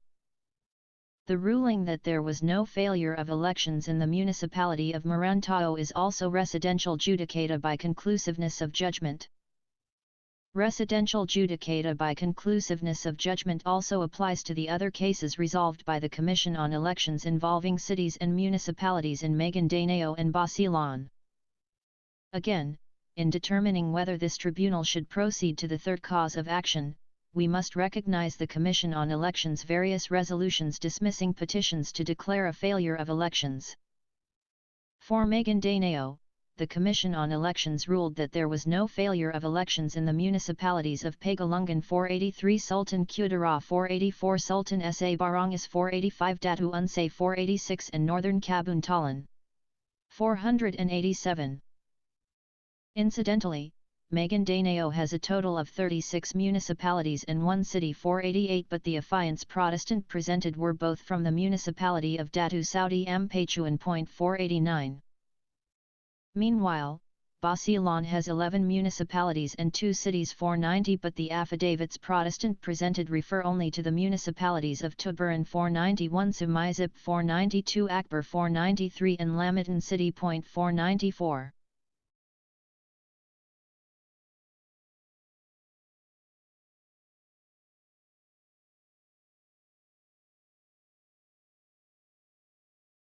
The provincial certificates of canvass for Lanao del Sur 495, Maguindanao 496 and Basilan 497 indicate the total number of registered voters for these provinces, the total number of voters who actually voted, as well as the number of votes garnered per candidate for vice president and its percentage based on the total number of votes cast. Proteste presented the number of votes needed to reach the threshold laid down in Abayon 102. Following the requirements laid down in Abayon, Protestant Marcos must be able to show that at least 554,042 votes were affected by the alleged electoral anomalies and irregularities in the provinces of Basilan, Lanao del Sur and Maguindanao. Total number of voters, number of votes that who actually voted must have been affected: Basilan 190,704, 95,353, Lanao del Sur 421,057, 210,529, Maguindanao 496,319, 248,160, total 1,108,085, 54,042498. The Commission on Elections, finding that there was no failure of elections in several cities and municipalities in these provinces, serves as residential judicata by conclusiveness of judgment. Necessarily, we must subtract the number of votes in those areas from the total number of protested votes. After subtracting the number of votes, we can preliminarily determine whether the remaining votes will reach the threshold in Abayon. The table below represents data for Lanao del Sur where, as discussed, petitions in Maraywai City 499 and the municipality of Marantao 500 had been dismissed by the Commission on Elections on the merits. 501. The votes cast in these areas should no longer be included in the votes to be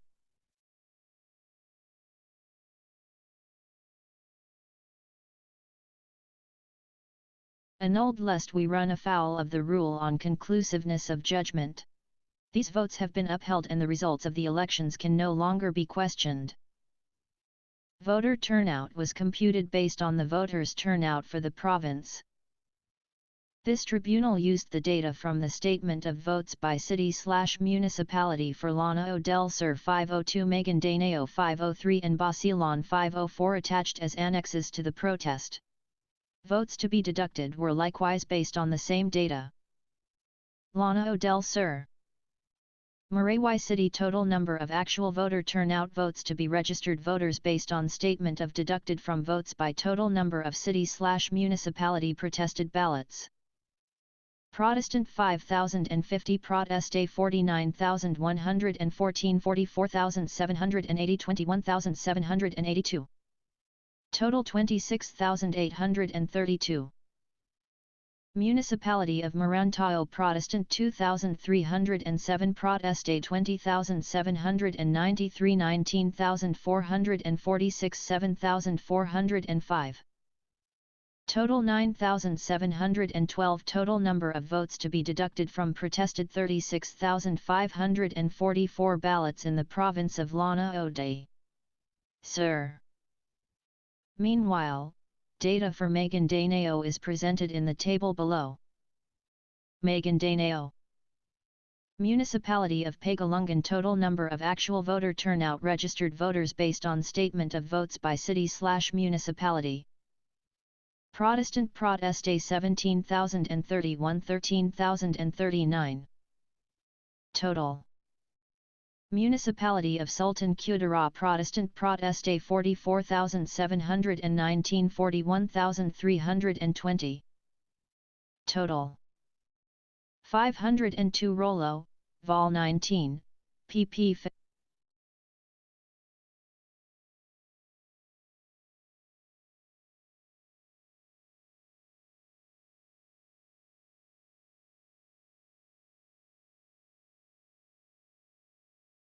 Per the Commission on Elections, no petition to declare failure of elections and/or annulment of election results was filed for Basilan.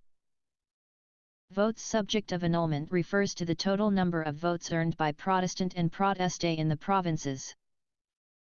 Votes deducted due to Comelac's prior finding refers to the projected number of votes that Protestant and Proteste garnered as seen in the two previous tables. We then compare the difference between the votes subject of annulment and the votes deducted with the numbers in the column 50+1 threshold. If the total remaining ballots are less than the threshold, this means that the annulment of election results for that particular province fails. Determination of whether abeyance threshold will be met if third cause of action is given due course to.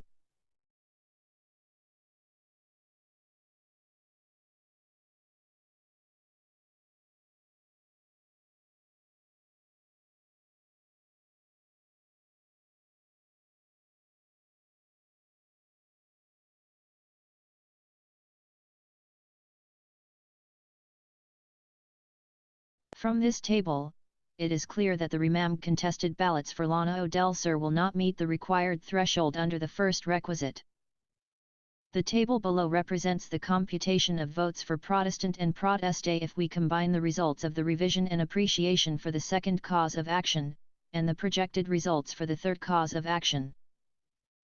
Combined total for all provinces Protestants Protestes remaining votes result subject of annulment Basilan 32,326 77,321 Leonora del Sur 48,886 139,311 Maguindanao 64,369 192,385 Total 145,581 409,017. Total votes after revision and appreciation 14,157,771 14,436,337 less. 145,581 409,017 Proteste maintains her total 14,012,190 14,027,320 lead difference 15,130. There is prima facie showing that Proteste would still maintain her lead even if we proceed with the third cause of action. Protestant has repeatedly raised Tan v. Heidemann, the case decided by the Commission on Elections. Tan was dismissed for mootness on December 5, 2019, and this ruling has turned final. 505 In any case, to fully resolve the issue, we reviewed which specific precincts were chosen as pilot precincts in that case. Based on the April 26, 2018 Order 5°6 of the Commission on Elections. 2nd Division, the 167 pilot protested precincts 507 were in the municipalities of Akbar, Lantawan, Tuburan, Tabuan Lhasa, Sumaisip, and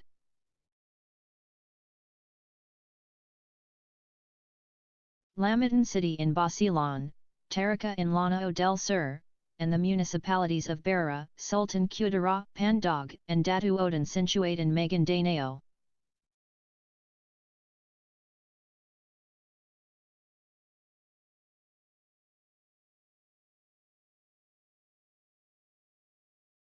As discussed, the Commission on Elections ruled in SPA No. 16-125 that there was no failure of elections in Sultan Kudarat, Maguindanao. 508 Similar to Maraywai City and the municipality of Marantao, the votes cast in Sultan Kudarat shall be excluded because of the Commission's prior finding.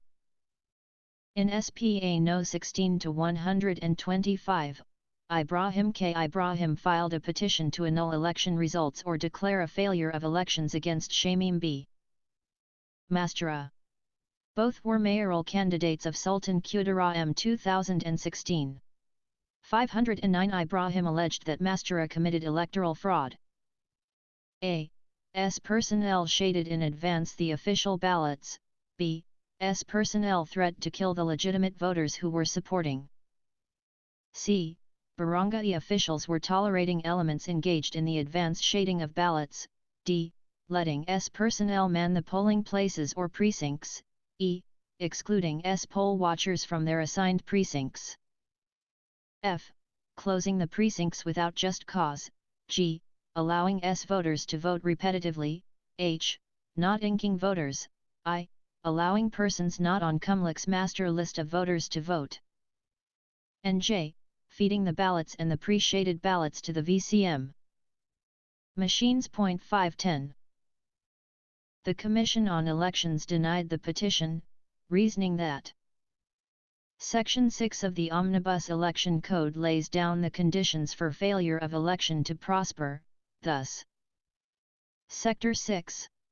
Failure of election.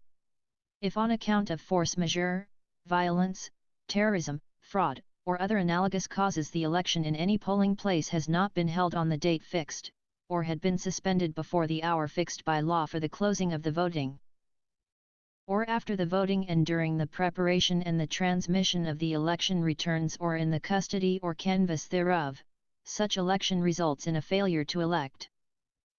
And in any of such cases the failure or suspension of election would affect the result of the election, RHE Commission shall, on the basis of a verified petition by any interested party and after due notice and hearing, call for the holding or continuation of the election not held, suspended, or which resulted in a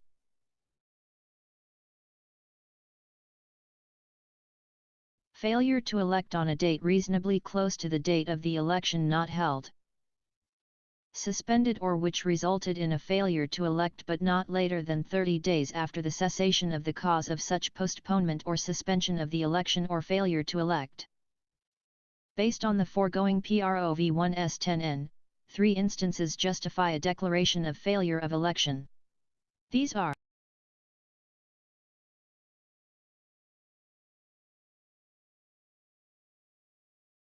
A. The election in any polling place has not been held on the date fixed on account of force majeure, violence, terrorism, fraud or other analogous causes. B.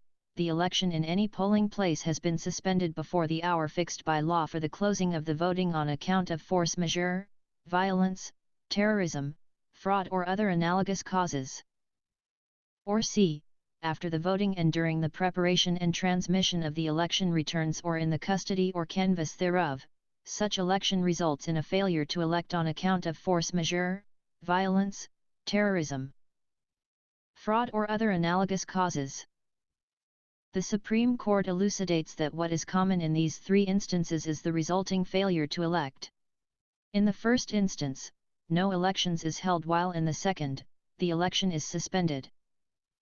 In the third instance, circumstances attending the preparation, transmission, custody, or canvass of the election returns cause a failure to elect.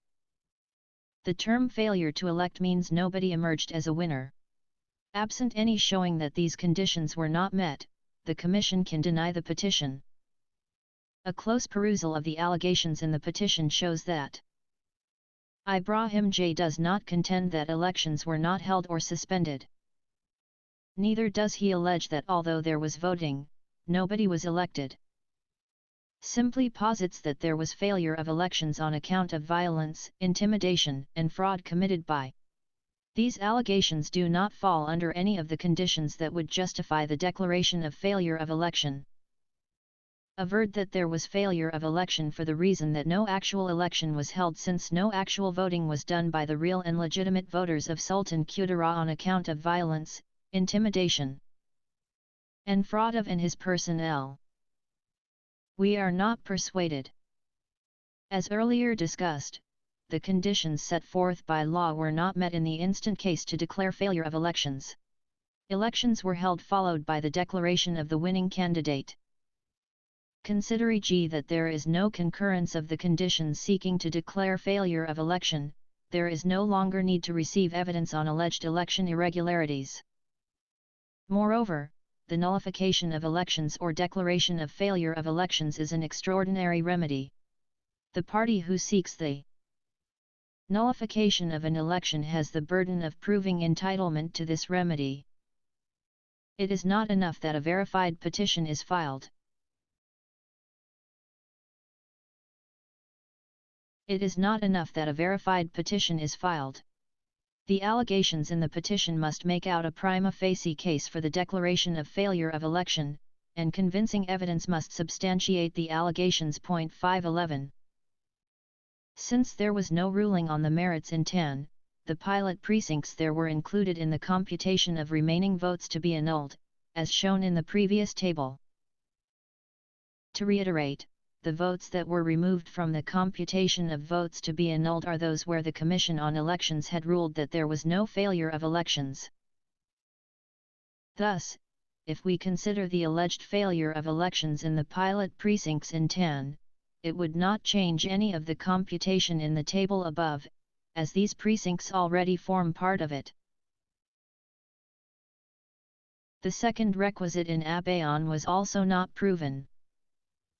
Protestant failed to allege that it was impossible to distinguish with reasonable certainty between the lawful and unlawful ballots. 512. There is nothing that would prove the use of illegal ballots or that any illegal ballots existed.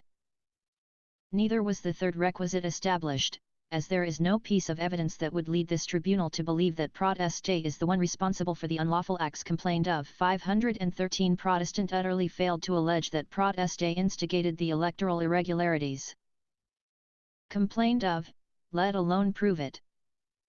All told, the third cause of action fails, and is likewise dismissed. 8. Protestant, C1 TMG Section 3 of Republic Act No. 1,793,514, which created this tribunal, accused the member in charge of DELAY 515 in the resolution of the present election case. However, it is no longer good law.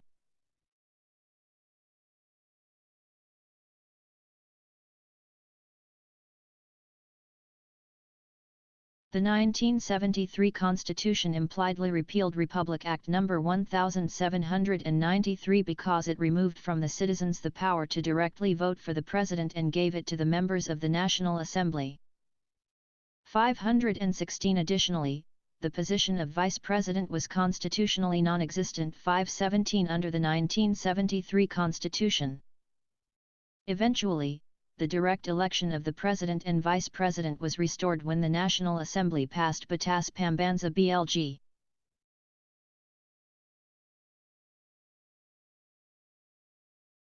(884,518), which constituted an independent presidential electoral tribunal. From a mere statutory creation, it then became a constitutional institution under the 1987 Constitution. Attorney Motzel Intal v. Presidential Electoral Tribunal 519 explained. A plain reading of Article 7, Section 4, Paragraph 7, readily reveals a grant of authority to the Supreme Court sitting en banc.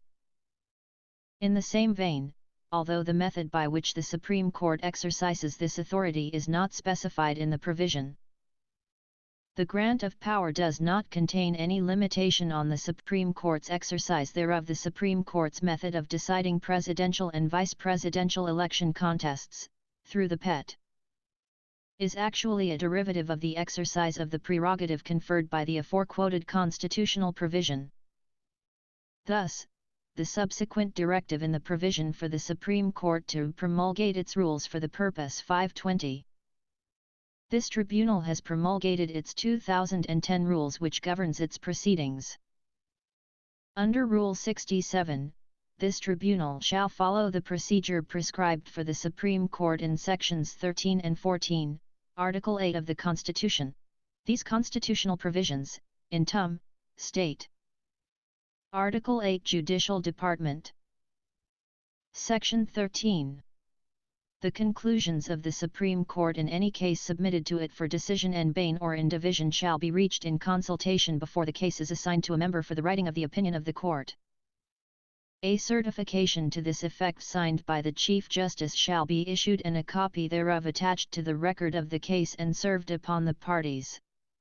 Any member who took no part, or dissented,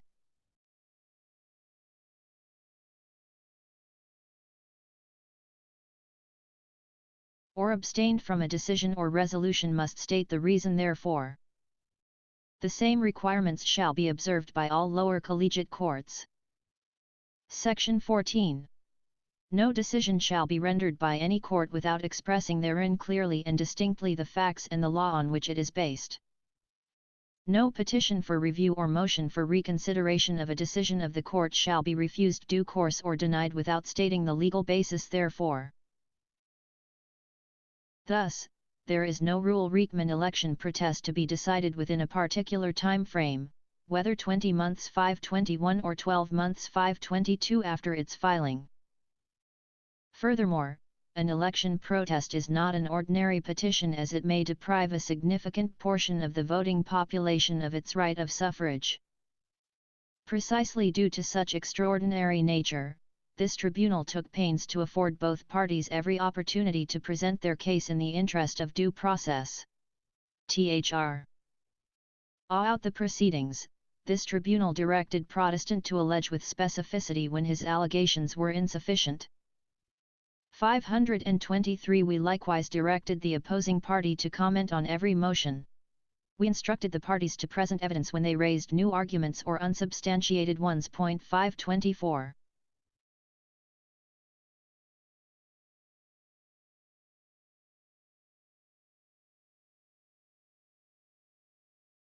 (522) Batas Pambaza Big. 884 partly states.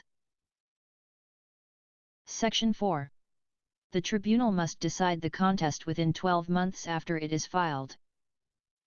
In case of a tie between the candidates for president and/or for vice president involved in the contest, the tribunal shall notify the Batasag Pambanza of such fact, in which case the president or vice president, as the case may be, shall be chosen by a vote of a majority of all the members of the Batasang Pambanza in session assembled.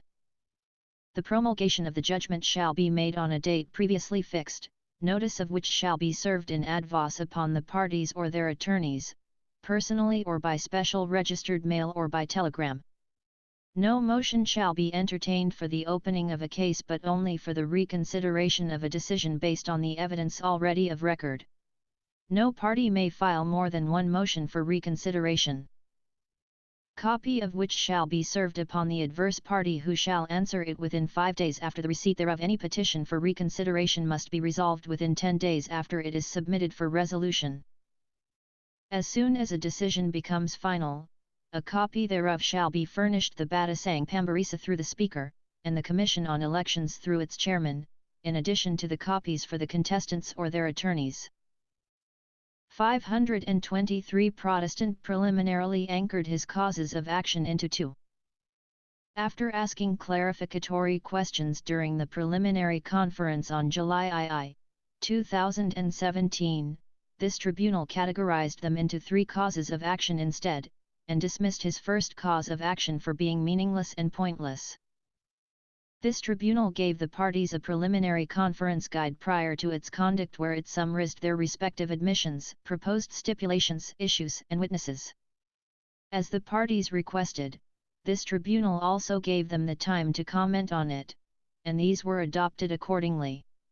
Moreover, when this tribunal released the results of the revision and appreciation of ballots in the October 15, 2019 resolution, it resolved to hear the parties again.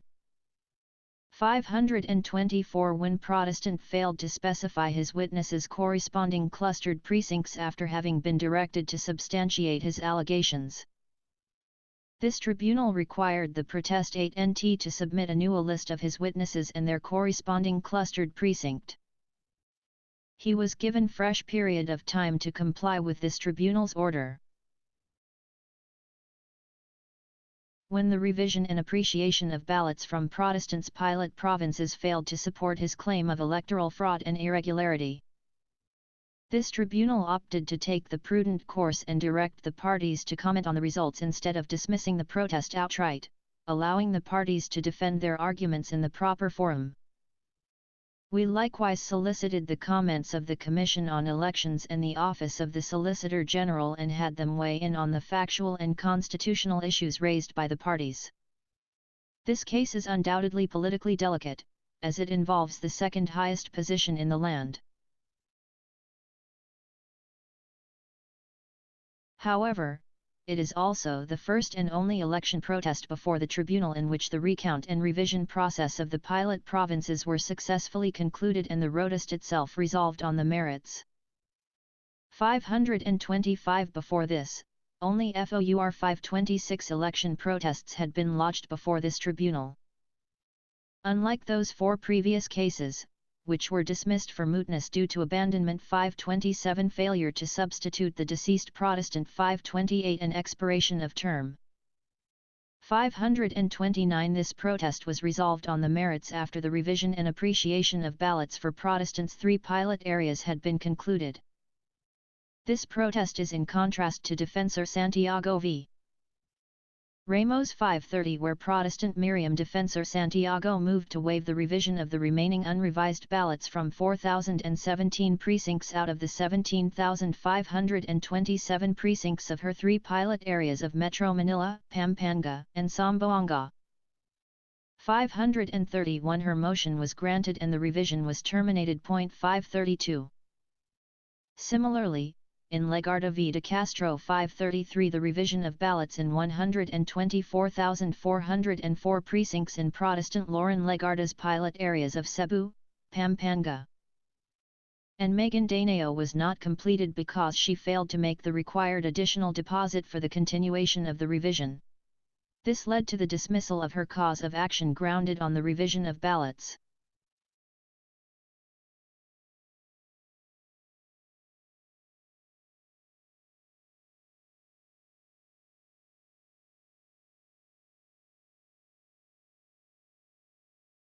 The election protest in Po v Macapagal Arroyo 534 did not even reach the revision stage as Protestant Ronald Allen Poe died only a few months after filing his election protest.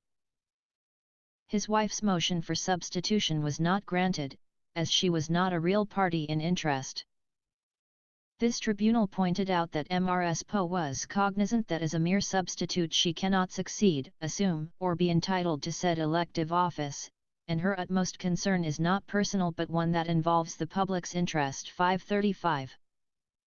The election protest in Roxas v Binay 536 likewise did not garner much traction and no preliminary conference order was released since the parties failed to agree on the common issues and on the procedure to expedite proceedings. 537 The parties then filed their certificates of candidacy in the 2016 elections and failed to inform this tribunal if they were still interested in pursuing the protest. 538 The election protest was eventually mooted after the contested position of vice president had expired on June 30, 2016. 539. This tribunal conducted and completed the retrieval, revision, and appreciation of more than 2 million ballots from Protestants' designated pilot areas. This protest also involved complex issues and presented this tribunal with an opportunity to reconcile the Abayon ruling with Rule 65 of this tribunal's rules, which provides for the outright dismissal of the protest if the Protestant fails to show reasonable recovery of votes after the revision and appreciation of ballots from the 3 pilot areas. The determination of delay is not a mechanical process. Courts must consider the entire context of the case, from the amount of evidence to be weighed to the simplicity or complexity of the issues raised. 540. Considering the unique issues presented before this tribunal, the volume of ballots that had to be recounted, revised, and appreciated, as well as the voluminous affidavits submitted by Protestant, all of which had to be carefully reviewed to determine if they rose up to the degree of fraud required to annul election results. It cannot be said that inordinate delay attended the resolution of this protest. This is the only case not mooted by events, and the only one that reached disposition. Suffrage is at the heart of every democracy. 541 Election results must not be tainted with unnecessary doubt by losing candidates who cannot accept defeat.